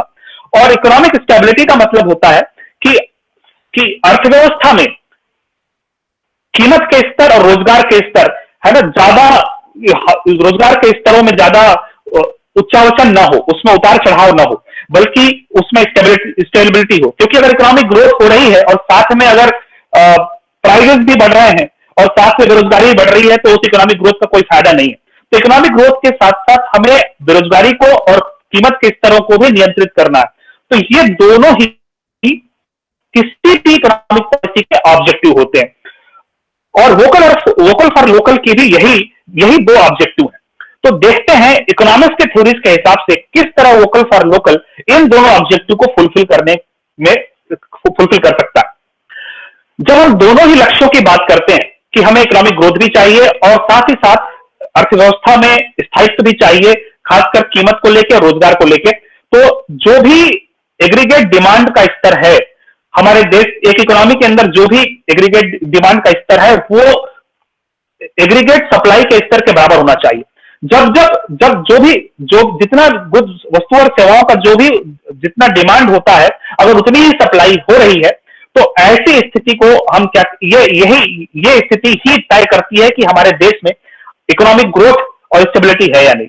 अगर डिमांड बढ़ गई तो डिमांड बढ़ने से प्राइस बढ़ जाएगी, प्राइस बढ़ने से फिर बहुत सारी चीजें आगे होंगी, है ना। तो इसी तरह से हमेशा जो भी चीजें जितनी डिमांड है उतनी ही सप्लाई होनी चाहिए और समय के साथ साथ डिमांड भी बढ़नी चाहिए और सप्लाई भी बढ़नी चाहिए, तभी ग्रोथ हो पाएगी। मतलब समय के साथ साथ एग्रीगेट डिमांड और एग्रीगेट सप्लाई दोनों बढ़नी चाहिए, लेकिन दोनों आपस में बराबर होना चाहिए, तब जाकर तभी स्टेबिलिटी की स्थिति होगी। अगर डिमांड बढ़ जाएगी तो इन्फ्लेशन हो जाएगा, सप्लाई बढ़ जाएगी तो डिफ्लेशन हो जाएगा। मतलब अगर डिमांड ज्यादा हो गया तो प्राइस बढ़ती चली जाएंगी और ऐसी स्थिति को मुद्रास्फीति कहते हैं। अगर सप्लाई बढ़ गया तो प्राइस कम होती चली जाएगी, ऐसी स्थिति को मंदी कहते हैं। तो दोनों ही स्थितियां खतरनाक होती हैं। तो इसी अंदर जो सप्लाई है और जो डिमांड है हमेशा बराबर होनी चाहिए और दोनों में समानुपातिक रूप से वृद्धि होनी चाहिए। तो जब हम एग्रीगेट डिमांड और एग्रीगेट सप्लाई के फ्रेमवर्क से वोकल फॉर लोकल को देखते हैं तो हम ये पाते हैं कि डिमांड साइड और सप्लाई साइड दोनों को ही प्रभावित करता है सकारात्मक रूप से। अगर इसके प्रोविजन सही ढंग से लागू कर पाते हैं, हम सरकार लागू कर पाती है और हम इसको जी पाते हैं, तो डिमांड साइड और सप्लाई साइड दोनों को ही ये वोकल फॉर लोकल प्रभावित करती है सकारात्मक रूप से। कैसे? डिमांड साइड के अगर हम देखें तो आत्मनिर्भर भारत में वोकल फॉर लोकल के, चूंकि मैंने पहले ही कहा कि वोकल फॉर लोकल जो है आत्मनिर्भर भारत के अंदर का एक हिस्सा है। तो आत्मनिर्भर भारत में बहुत सारे ऐसे रिलीफ दिए गए हैं कॉमन पीपुल को जिससे डिमांड बढ़ती है। जैसे अन्न योजना थी,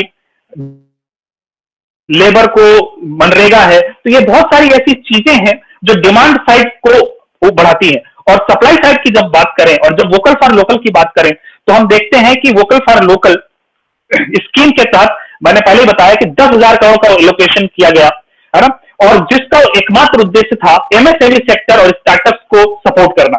तो जब जो 10,000 करोड़ की credit policy, cheap credit available होगी एमएसएमई को, तो वो अपना सप्लाई बढ़ाएंगी और सप्लाई बढ़ाएंगी और एक तरफ डिमांड बढ़ रहा है और दूसरी तरफ सप्लाई बढ़ रही है, तो इकोनॉमिक ग्रोथ संभव है। तो हम अर्थशास्त्र के सिद्धांत के अनुसार हम देख पा रहे हैं कि एक तरफ एग्रीगेट डिमांड को बढ़ा रहा है। अगर हम देखें, चित्र के माध्यम से समझने का प्रयास करें तो ये डिमांड कर्व है और ये सप्लाई कर्व है, काला ब्लैक कलर में जो है। और पहले हमारी इकोनॉमी इस पोजीशन पे थी, ए पॉइंट पर थी, पहले हमारी इकोनॉमी इस, और जब वोकल फॉर लोकल पॉलिसी आए के तहत काम होगा, आत्मनिर्भर भारत के तहत काम होगा, तो वो डिमांड को एक तरफ बढ़ाएगी और दूसरी तरफ जो सप्लाई कर्व है वो आगे बढ़ के लाल कर्व हो जाएगी। तो सप्लाई और डिमांड दोनों ही जो है कर्व है वो आगे की तरफ बढ़ेंगे और हमें जो उत्पादन मिलेगा वो ज्यादा मिलेगा। मतलब अगर हमारा उत्पादन बढ़ रहा है, डिमांड बढ़ रहा है, सप्लाई बढ़ रही है, तो उससे आप इसका मतलब है उत्पादन बढ़ रहा है, उत्पादन बढ़ रहा है मतलब रोजगार बढ़ रहा है, रोजगार बढ़ रहा है मतलब इसका सीधा सा मतलब है कि हमारे देश में आर्थिक विकास हो पा रहा है। और आप देख रहे हैं कि जब डिमांड और सप्लाई दोनों एक साथ बढ़ती है तो कीमत का स्तर नियंत्रित रहता है, कीमत में वृद्धि नहीं होती।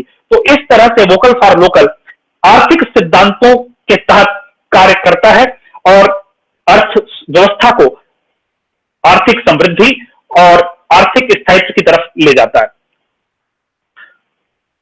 तो आप हमने क्या देखा कि एग्रीगेट डिमांड भी बढ़ रहा है और एग्रीगेट सप्लाई भी बढ़ रहा है। इस तरह से रोजगार और उत्पादन के स्तरों में वृद्धि हो रही है और eventually that is boosting the economic growth of the country.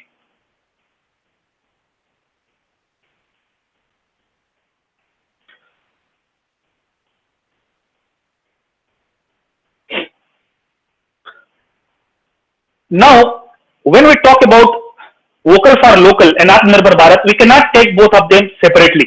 As I have already mentioned that Atmanirbhar Bharat encompasses all the previous schemes of the government of India.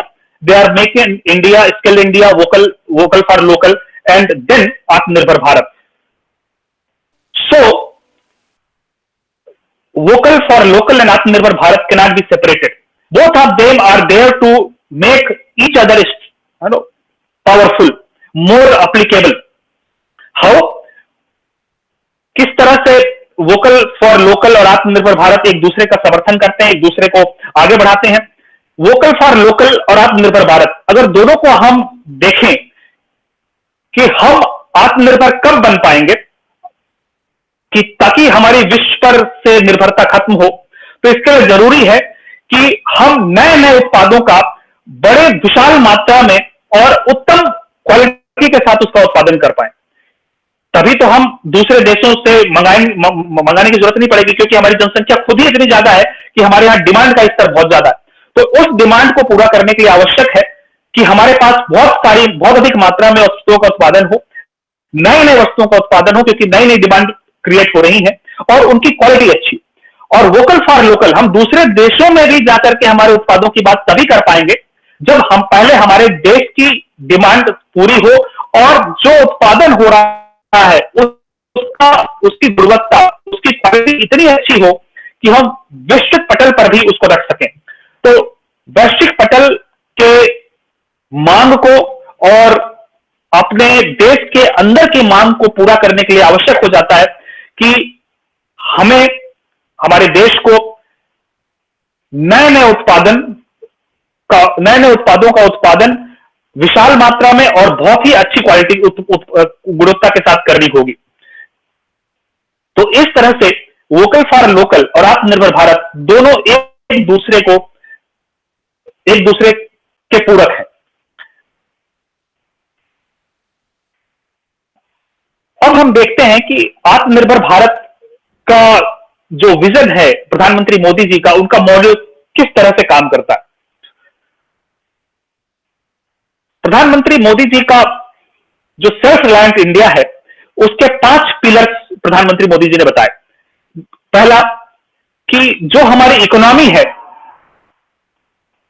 उसे क्वांटम जंप होना चाहिए। क्या मतलब है इसका? मतलब यह है कि अब हमें जो लक्ष्य तय करने हैं वो लक्ष्य थोड़े छोटे छोटे तय नहीं करने। जैसे हम अगर पहला पंचवर्षीय योजना देखें तो हमारा ग्रोथ था लगभग 2 से 3%, है ना। तो हमें मोदी जी का मॉडल ये रहता है कि इकोनॉमी में हमें छोटे लक्ष्य नहीं रखना, हमें है ना बड़े लक्ष्य रखना है और क्वांटम जंप लेना है। थोड़ा छोटे छोटे लक्ष्य नहीं लेना। इसीलिए आप देखिएगा कि मोदी जी जब भी बात करते हैं, मोदी जी मोदी मॉडल। हाँ जी sir, sorry to interrupt in between, आप एक बार स्क्रीन ऑफ कर दीजिएगा सर। अच्छा, स्टॉप शेयरिंग हो गया? हाँ जी, कब से हो गया मैडम? अभी हुआ है सर, जस्ट 1 मिनट बैक। अच्छा, okay okay.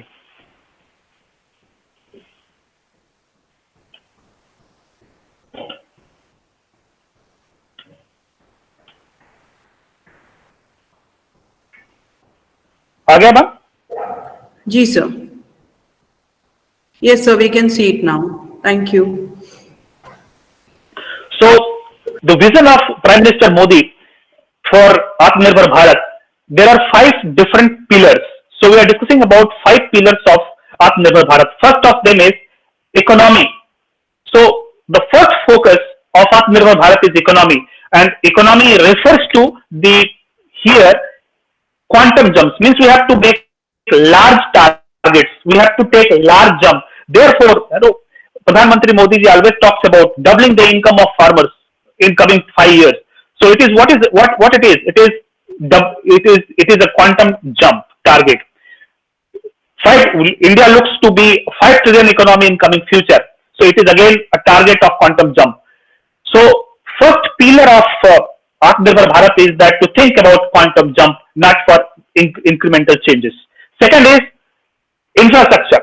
So the second focus of Atmanirbhar Bharat is to develop the Indian infrastructure at par with the world.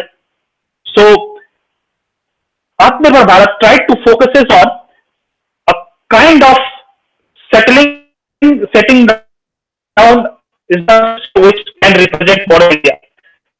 Third is whatever organizational system we are going to develop in the economy, that should be technology driven. Means हमारे अर्थव्यवस्था के हर एक sector में system ऐसा होना चाहिए कि वहां पर व्यक्तियों की भूमिका कम हो जाए, वो टेक्नोलॉजी ड्रिवन हो जाए, जिससे जो सिस्टम है वो एक सिंक्रोनाइज्ड मैनर में काफी त्वरित गति से काम कर पाए.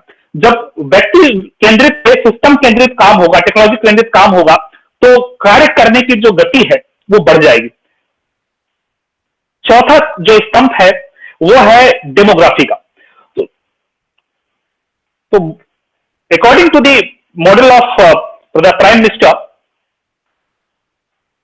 और यही कारण था कि स्किल इंडिया और कुशल स्किल इंडिया मूवमेंट का लाने का कारण यही था कि जो भी हमारी डेमोग्राफी है, हम कहते हैं कि हमारा देश वो उन देशों में से है जहां पर सबसे अधिक युवा जनसंख्या है. तो युवा जनसंख्या अगर शिक्षित होगी, युवा जनसंख्या अगर स्किल्ड होगी, तो निश्चित रूप से हमें इसका डिविडेंड मिल पाएगा, इसका लाभ मिल पाएगा. और चौथा, समय के साथ जो मांग का स्तर है विश्व में, और उस बढ़ती हुई मांग के स्तर को समझना है और उसको पूरा करना है. तो प्रधानमंत्री मोदी जी का यह मॉडल यह कहता है कि हमें मांग और पूर्ति की शक्तियों का भरपूर फायदा उठाना चाहिए. ऐसे हमें स्कीम और कार्यक्रम करने हैं. तो आत्मनिर्भर भारत जो है, अगर हम प्रधानमंत्री के विजन से देखें तो ये 5 स्तंभों पर खड़ा है, और ये 5 स्तंभ भी आत्मनिर्भर भारत की रीढ़ है. अब वोकल फॉर लोकल की जब बात करते हैं तो अभी तक तो ऐसा लगता है कि वोकल फॉर लोकल एक निश्चित रूप से बड़ा ही महत्वाकांक्षी आंदोलन है. तो इस आंदोलन के आगे कौन कौन सी चुनौतियां हैं ये देखते हैं. सबसे बड़ी चुनौती यह है कि वोकल फॉर लोकल का जो स्कीम है उसमें यह कहा गया कि 3 लाख करोड़ का कोलैटरल फ्री, मतलब बिना कोई चीज रखे सरकार जो है एमएसएमई को लोन देगी. किसी प्रकार की गारंटी की जरूरत नहीं है, कोई कोलैटरल की जरूरत नहीं है, और केवल आपके बिजनेस प्रपोजल पे, आपके कार्यशैली के आधार पे आपको जो है लोन दे दिया जाएगा. तो इससे यह खतरा हो जाता है कि एनपीए नॉन परफॉर्मिंग एसेट्स, मतलब ऐसे लोन जो चुकाए नहीं गए, है ना, और उसके बढ़ने का खतरा है.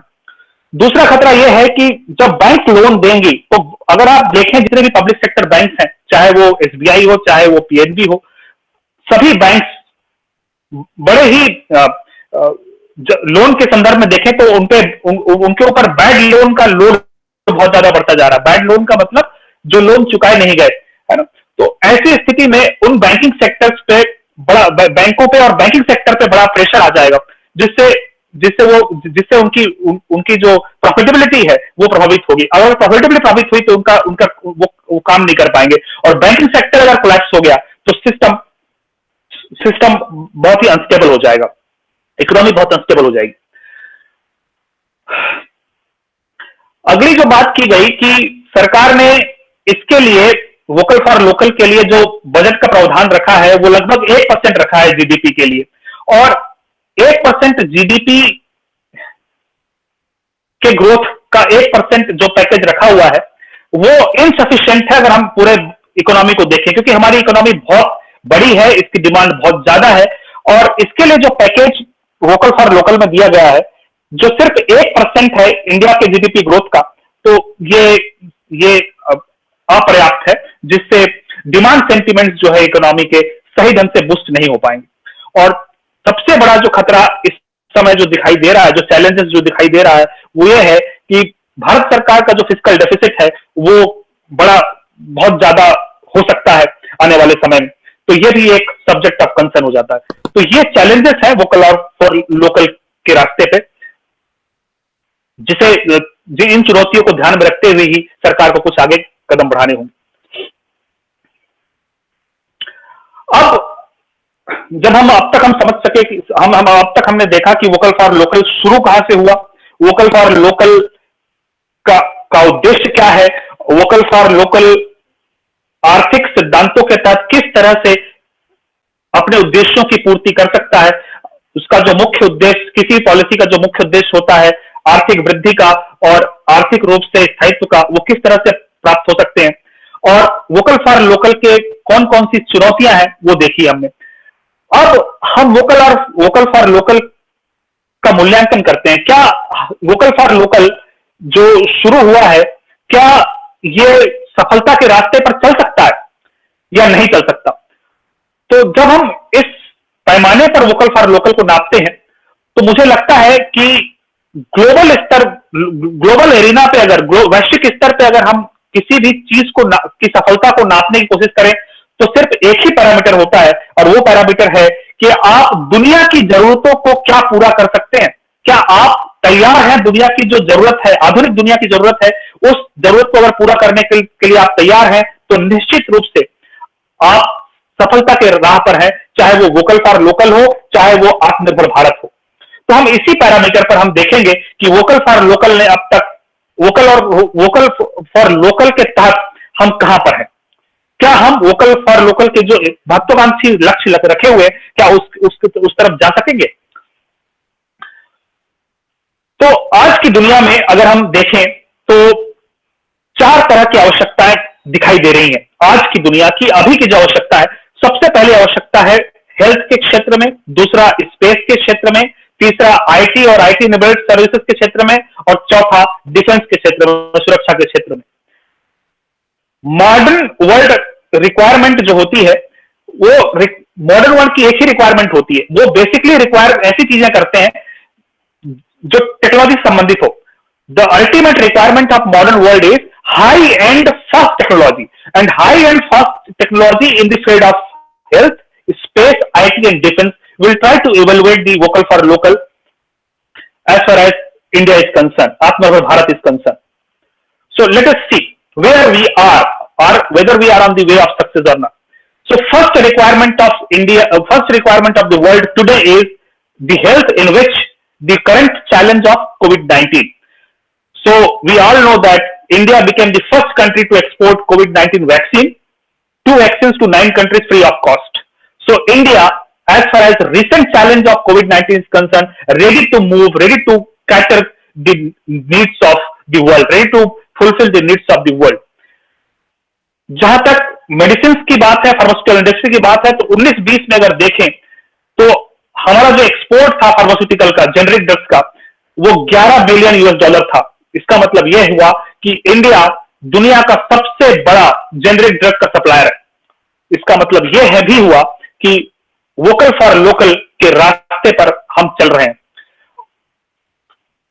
क्योंकि हेल्थ की जो रिक्वायरमेंट है, अच्छी दवाइयां, और अभी की जो रिक्वायरमेंट है कोविड-19 का चैलेंज है ना, उसको भी ये पूरा कर पा रहा है।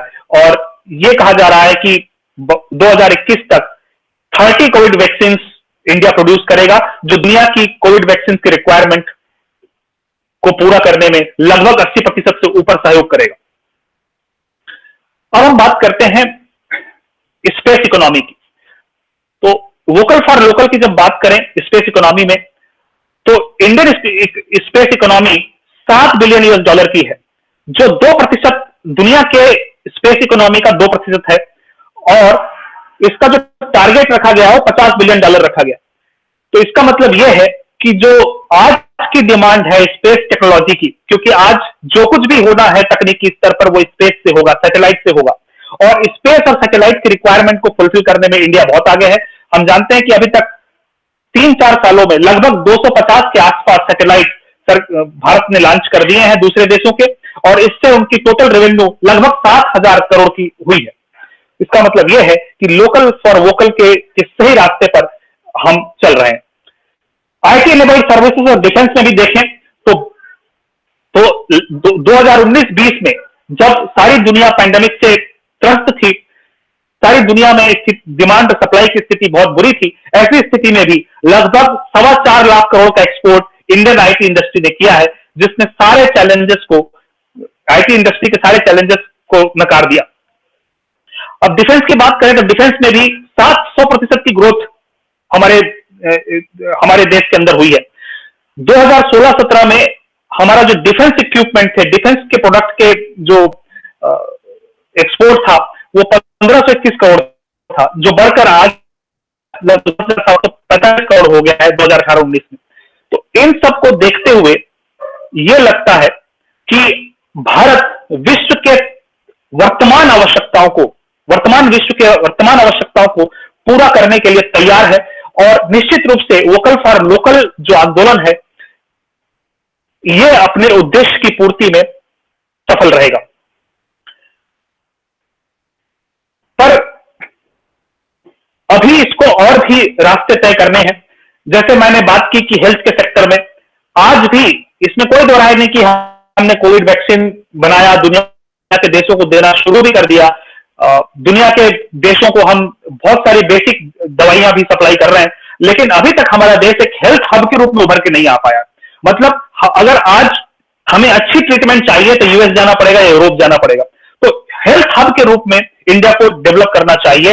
अगर ऐसा किया जा सके तो निश्चित रूप से वोकल फॉर लोकल निश्चित मायने में सार्थक होगी। इसी तरह एजुकेशन हब के रूप में भी हम अभी विकसित नहीं हो पाए हैं। एजुकेशन हब के रूप में भी अगर डेवलप हो पाए तो निश्चित रूप से हमारा देश, हमारी इकोनॉमी वोकल फॉर लोकल को सार्थक कर पाएगी। अगर हम देखें आज कि हमारे देश में कितने विदेशी पढ़ते हैं तो लगभग 40,000 विद्यार्थी हमारे देश में पढ़ रहे हैं, और इतना बड़ा देश होने के बाद, इतना बड़ा शैक्षणिक इंफ्रास्ट्रक्चर होने के बावजूद यहाँ पर वैश्विक विद्यार्थियों की संख्या बहुत कम है, जो करोड़ों में होनी चाहिए थी। अगर ऐसा हो पाया, एजुकेशन हब के रूप में हमें विकसित कर पाए तो ये बहुत ही अच्छी बात होगी। तीसरा, इंफ्रास्ट्रक्चर। अभी तक हम देख रहे हैं कि जब भी हम किसी इंफ्रास्ट्रक्चर की बात करते हैं देश के अंदर तो विदेशी कंपनियां आके हमारे देश में डेवलप कर रही हैं। हमारी अपनी खुद की ऐसी कंपनीज जरूर है, जैसे इंडियन रेलवे भी जा रही है दूसरे देशों में, रेलवे के ट्रैक्स वगैरह बनाए जा रहे हैं। लेकिन जब हम बात करते हैं बहुत अच्छे टेलीकम्युनिकेशन फैसिलिटीज की, बहुत अच्छे रोड्स की, बहुत अच्छे रेलवे सर्विसेज की, तो ऐसे इंफ्रास्ट्रक्चर हम एक्सपोर्ट नहीं कर पा रहे हैं। तो ऐसे इंफ्रास्ट्रक्चर प्रोवाइडिंग सर्विसेज को एक्सपोर्ट कर पाए तो ये हमारा अगला लक्ष्य होना चाहिए। और ये कहते हुए बड़ा आश्चर्य हो रहा है कि हम एग्रेरियन इकोनॉमी होने के बावजूद भी आज भी हमारे जो एग्रो बेस्ड प्रोडक्ट्स हैं वो वर्ल्ड क्लास नहीं हो पाए। तो अगर एग्रो बेस्ड प्रोडक्ट्स हमारे वर्ल्ड क्लास हो, क्योंकि अगर आप हमारे एग्रो बेस्ड प्रोडक्ट्स में अगर आप एक्सपोर्ट देखें तो हमारा सबसे अधिक export basmati rice, mango, Kashmiri सेब, एप्पल, इन्हीं सब चीजों का हो रहा है। तो अगर पैकेज प्रोडक्ट्स, जैसे कि विशाखा मैडम ने कुछ देर पहले कहा था कि पैकेज प्रोडक्ट्स भी अगर हमारे देश में ऐसे बने एग्रीकल्चर से रिलेटेड जो वर्ल्ड क्लास हो तो निश्चित रूप से वोकल फॉर लोकल अपनी सार्थकता दे पाएगा। तो ये 4 क्षेत्र मुझे लगते हैं कि जिनमें अभी वोकल फॉर लोकल को और अधिक सार्थक होने की आवश्यकता है। और निश्चित रूप से आज जब हम देख रहे हैं वोकल फॉर लोकल के रास्ते पर इंडिया और भारतीय अर्थव्यवस्था चल पड़ी है। अंत में मुझे शांतिपूर्वक धैर्य के साथ सुनने के लिए बहुत बहुत धन्यवाद। अगर आपके पास कोई प्रश्न हो तो मुझे बताएं। Thank you, Ajit sir. It was a wonderful lecture, a very detailed and a resourceful lecture. आपने पूरा टाइमलाइन, थियरीज और what are the potentials of this motto vocal for local बहुत डिटेल में, बहुत अच्छे से आपने हमको ये बताया। मैं एक बार फिर डॉक्टर निशांत मिश्रा सर से रिक्वेस्ट करूंगी कि कि ऑडियंस के जो हमारे पार्टिसिपेंट्स के जो क्वेश्चंस हैं वो सर पुट अप करें। Nishant sir. Thank you madam. सबसे पहले इतने अच्छे वक्तव्य के लिए सर आपको बहुत बहुत धन्यवाद। महात्मा गांधी के चरखे से लेकर के स्वदेशी आंदोलन तक, 1905 के स्वदेशी आंदोलन से लेकर के skill India, stand up India तक भारत की यही जो चाल रही है उस पर प्रकाश डालने के लिए आपको बहुत बहुत धन्यवाद सर। बीए फाइनल ईयर के छात्र हैं अजय कौशल, वो जानना चाहते हैं कि किस प्रकार भारतीय प्रोडक्ट का, भारतीय उत्पादों का जो प्राइस है उसको कम किया जाए। उनका कहना है कि जैसे चाइनीज मोबाइल है जो बड़े सस्ते दाम पर बिकते हैं, लेकिन जब हमारे प्रोडक्ट होते हैं तो वो काफी महंगे हो जाते हैं, जिसके कारण उनकी प्रतिस्पर्धा में पीछे छूट जाते हैं। इसके लिए क्या किया जा सकता है sir?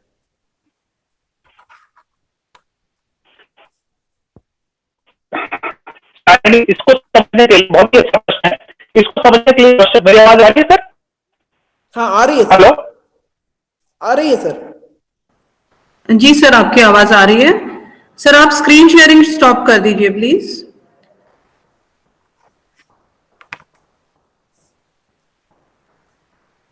Ajit sir, we can hear you.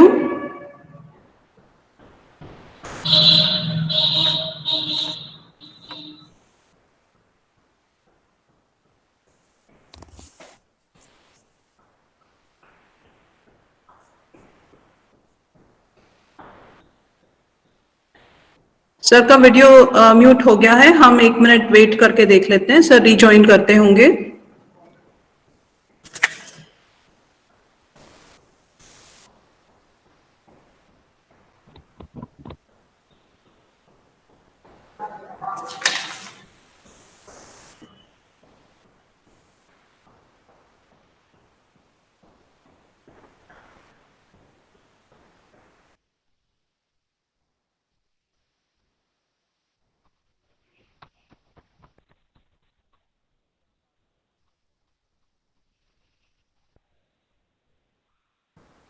I think sir is unable to join. I'll take the Nishant sir, आप और कुछ ऐड करना चाहेंगे?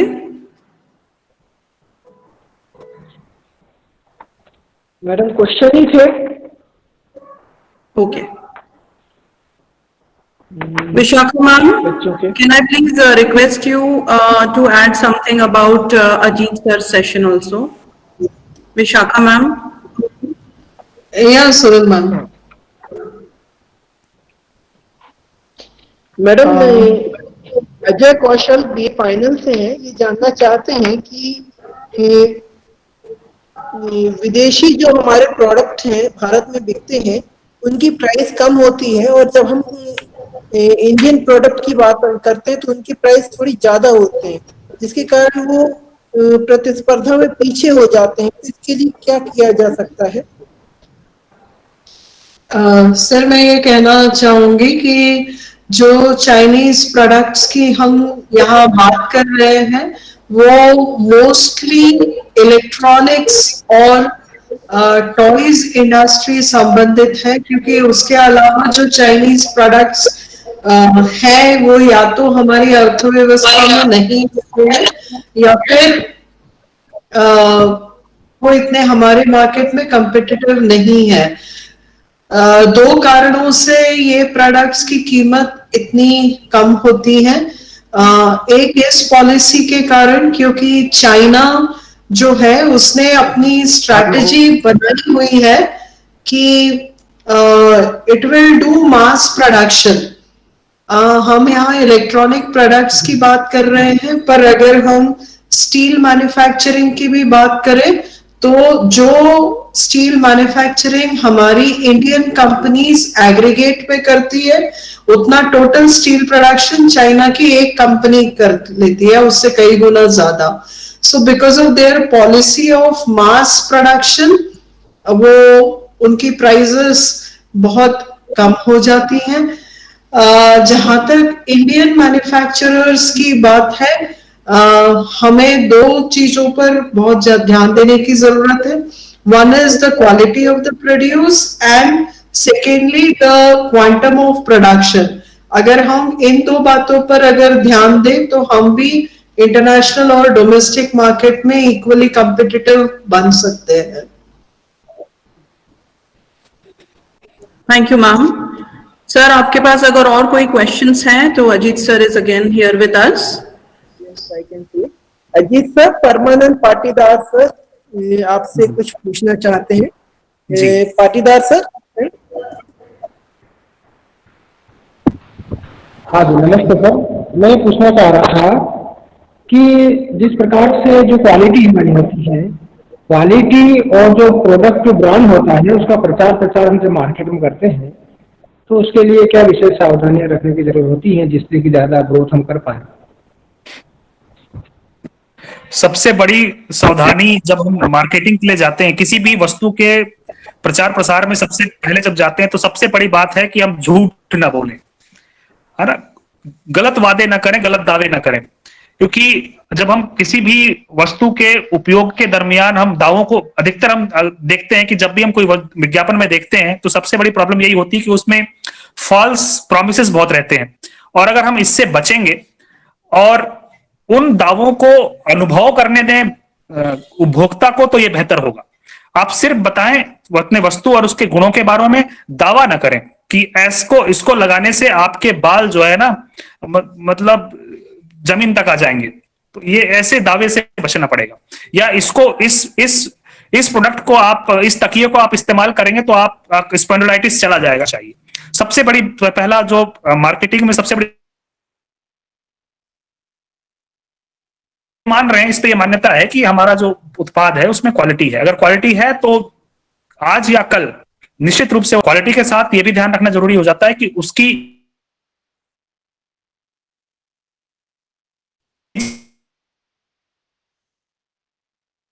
खत्म हो गई या मोबाइल आ गए. ठीक, तो हमें समय के साथ मांग को देखना है और फिर काम करना है.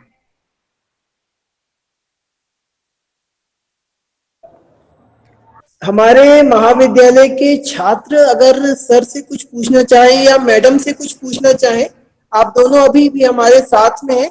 अगर आप महाविद्यालय के छात्र कुछ पूछना चाहते हैं तो अपना माइक अनम्यूट करके पूछ सकते हैं. कोई भी छात्र अगर कुछ क्वेरीज है, क्वेश्चन है.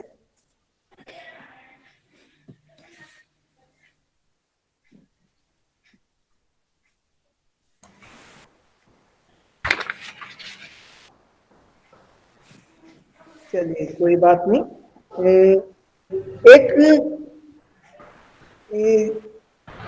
ऐसी कौन सी पॉलिसी है सर, यानी आपसे पूछना चाहता हूं सर मैं, कि जो इंडियन प्रोडक्ट हैं उनको पूरे वर्ल्ड में इंडोर्स किया जा सके, जिस तरह से चाइनीज या अमेरिकन या वेस्टर्न प्रोडक्ट हमारे मार्केट में छाए हुए हैं. ऐसा क्या किया जा सकता है इंडियन गवर्नमेंट की तरफ से कि हमारे प्रोडक्ट भी पूरी दुनिया के बाजारों में छा जाए? जो भी प्रोडक्ट आज दुनिया में के बाजारों में छाए हुए हैं, हमारे हिंदुस्तान के बहुत सारे प्रोडक्ट हैं जो दुनिया में छाए हुए हैं, ऐसा नहीं है, है ना. जैसे हाँ, तो उसका पर वो अगर आप 40 साल 50 साल 100 साल पीछे जाएं तो वो भी बहुत ही सामान्य से और लोकल प्रोडक्ट थे, है ना. वो आगे कैसे बढ़े, कैसे छाए, इसमें गवर्नमेंट की जो भूमिका होती है महत्वपूर्ण तो होती है लेकिन बहुत कम होती है. सरकार केवल इस बात को अश्योर कर सकती है कि आपको फैसिलिटीज मिले, है ना, कानूनों में थोड़ा सा जो है छूट मिले, ये कर सकती है सरकार. दूसरे देशों में देखेंगे कि वहां पर जैसे चाइना की बात हुई, हमारे यहाँ ग्लोबलाइजेशन की अवधारणा आई 1991-93 में मनमोहन सिंह जी लेके आए, लेकिन यही चीज चाइना में 1976 में हो गया था. तो जो पहले रेस में है, जो चीज समय के साथ अपने सीमाओं को समझ जाता है और उसी के तहत काम करता है, वो आगे बढ़ता है. तो अगर हम, आपका प्रश्न ये है कि किस तरह से हम अपनी सरकार क्या करे, सरकार कुछ नहीं करेगी. सरकार जो कर सकती है वो करती है, लेकिन सरकार के साथ साथ जो हम उपभोक्ता हैं और जो उत्पादक हैं, इनकी जवाबदेही ज्यादा बनती है। सरकार कर दिया, सरकार ने कर दिया, वोकल फॉर लोकल दे दिया, 10,000 करोड़ का बजट कर दिया कि आप जो है बिना कोलेटरल के लोन लीजिए। अगर लोन लेने के बाद कोई उत्पादक उसका सही उपयोग नहीं कर रहा है, क्वालिटी उत्पादन नहीं कर रहा है, तो सरकार की जवाबदेही कम हो जाती है। कानूनों में बहुत छूट दे दिया है भारत सरकार ने। आप देखिए स्किल इंडिया से पहले जो मेक इन इंडिया 25 सेक्टर में से 23 सेक्टर फ्री कर दिए। ऑटोमेटिक रूट से एफडीआई हो सकता है, कोई भी ओपन कर सकता है। तो ये सब चीजें हैं। Thank you sir. बच्चों को ये जानकारी बहुत लाभप्रद रही होगी, क्योंकि आगे का भविष्य बच्चों के हाथ में है, छात्रों के हाथ में है। Vocal for local, startup India, stand up India, Bharat सरकार की बहुत सारी योजनाएं हैं जिनका फायदा उठा करके हम आत्मनिर्भर भारत के सपने को साकार कर सकते हैं। Thank you sir. Madam, thank you very much Mishra sir. Thank you Ajit sir. मैं भी एग्री करती हूँ आपकी बात से कि जो अभी ग्लोबल ब्रांड्स हैं, जो बड़ी बड़ी ब्रांड्स हैं, वो भी किसी जमाने में कभी लोकल ब्रांड्स होती थी। तो हमें अपने एफर्ट्स के साथ, समय के साथ चलते हुए उन चीजों पे अगर हम काम करें, अपनी चीजों को प्रमोट करें, तो हम भी लोकल से ग्लोबल बन सकते हैं। Now I'll take the pleasure to summarize today's webinar and also propose the vote of thanks. Our first session was taken by Dr. Vishakha Kutumble ma'am, senior lecturer DAVV Indore. Ma'am had discussed about what are the reasons for vocal for local. She even spoke about how we can establish ourselves in the world. Madam recognize that there are so many products in agriculture, especially like Hapus mangoes, Kashmiri kesar, Kashmiri apples, talking about the Sharbati gehu, the Basmati rice. She spoke about how there is lot of scope in food industry and lot of scope in agriculture, how we can pick up from here and establish ourselves in the global market. We are already set in this area, so how we can move further. She also spoke about hybrid farming, how we can blend chemical and organic farming and increase our productivity. She especially talked of a problem in Khargon, that the cotton production there is very good, but the productivity is not good. So we need to bring a bridge between, or we need to find a solution for these gaps that we have. Going on to the next session, our second speaker, Dr. Ajit Kumar Sahu sir, Assistant Professor Economics from Central University, Haryana. Sir had discussed about the entire timeline. He spoke about all the different dimensions, the 4 different paths or dimension, कि किस तरह से 2004 में Make in India, Skill India, Vocal for Local, Self-Reliant India, all these things, how gradually are being taken up by the government to promote our economy. He spoke about so many stimulus packages which are given to MSME. He even spoke about the scope. उन्होंने 4 अलग-अलग sectors की बात करी, especially IT, space, healthcare and education. So it had been a wonderful session, hearing both the experts, both the distinguished speakers. I'm very thankful, ma'am and sir. I'm really thankful. आपने एक simple से एक हमारे request पे invitation accept करा और हमारे महाविद्यालय के लिए इतने अच्छे व्याख्यान आपने प्रदान किए. I would also like to thank, there is an entire list, I would thank everyone here. First and foremost, I will thank our additional director sir, Dr. R.C. Gautam sir, for always appreciating our efforts and guiding us that in higher education also how we can apply vocal for local and take it to a next level.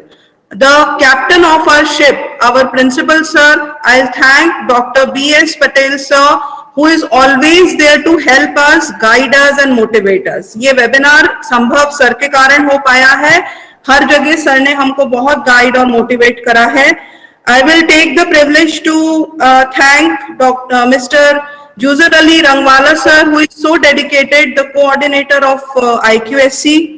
I will also thank the technical team and the technical support that we have got from Mr. Rayakwad. Rayakwad ji, thank you so much for the technical support.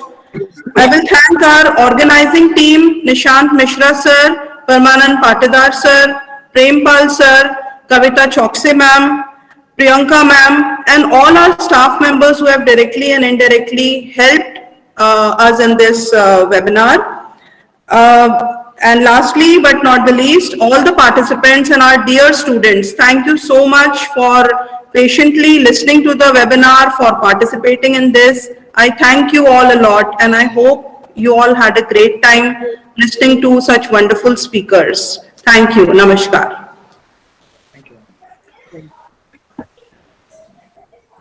Thank you, ma'am. Thank you, ma'am. Thank you, ma'am.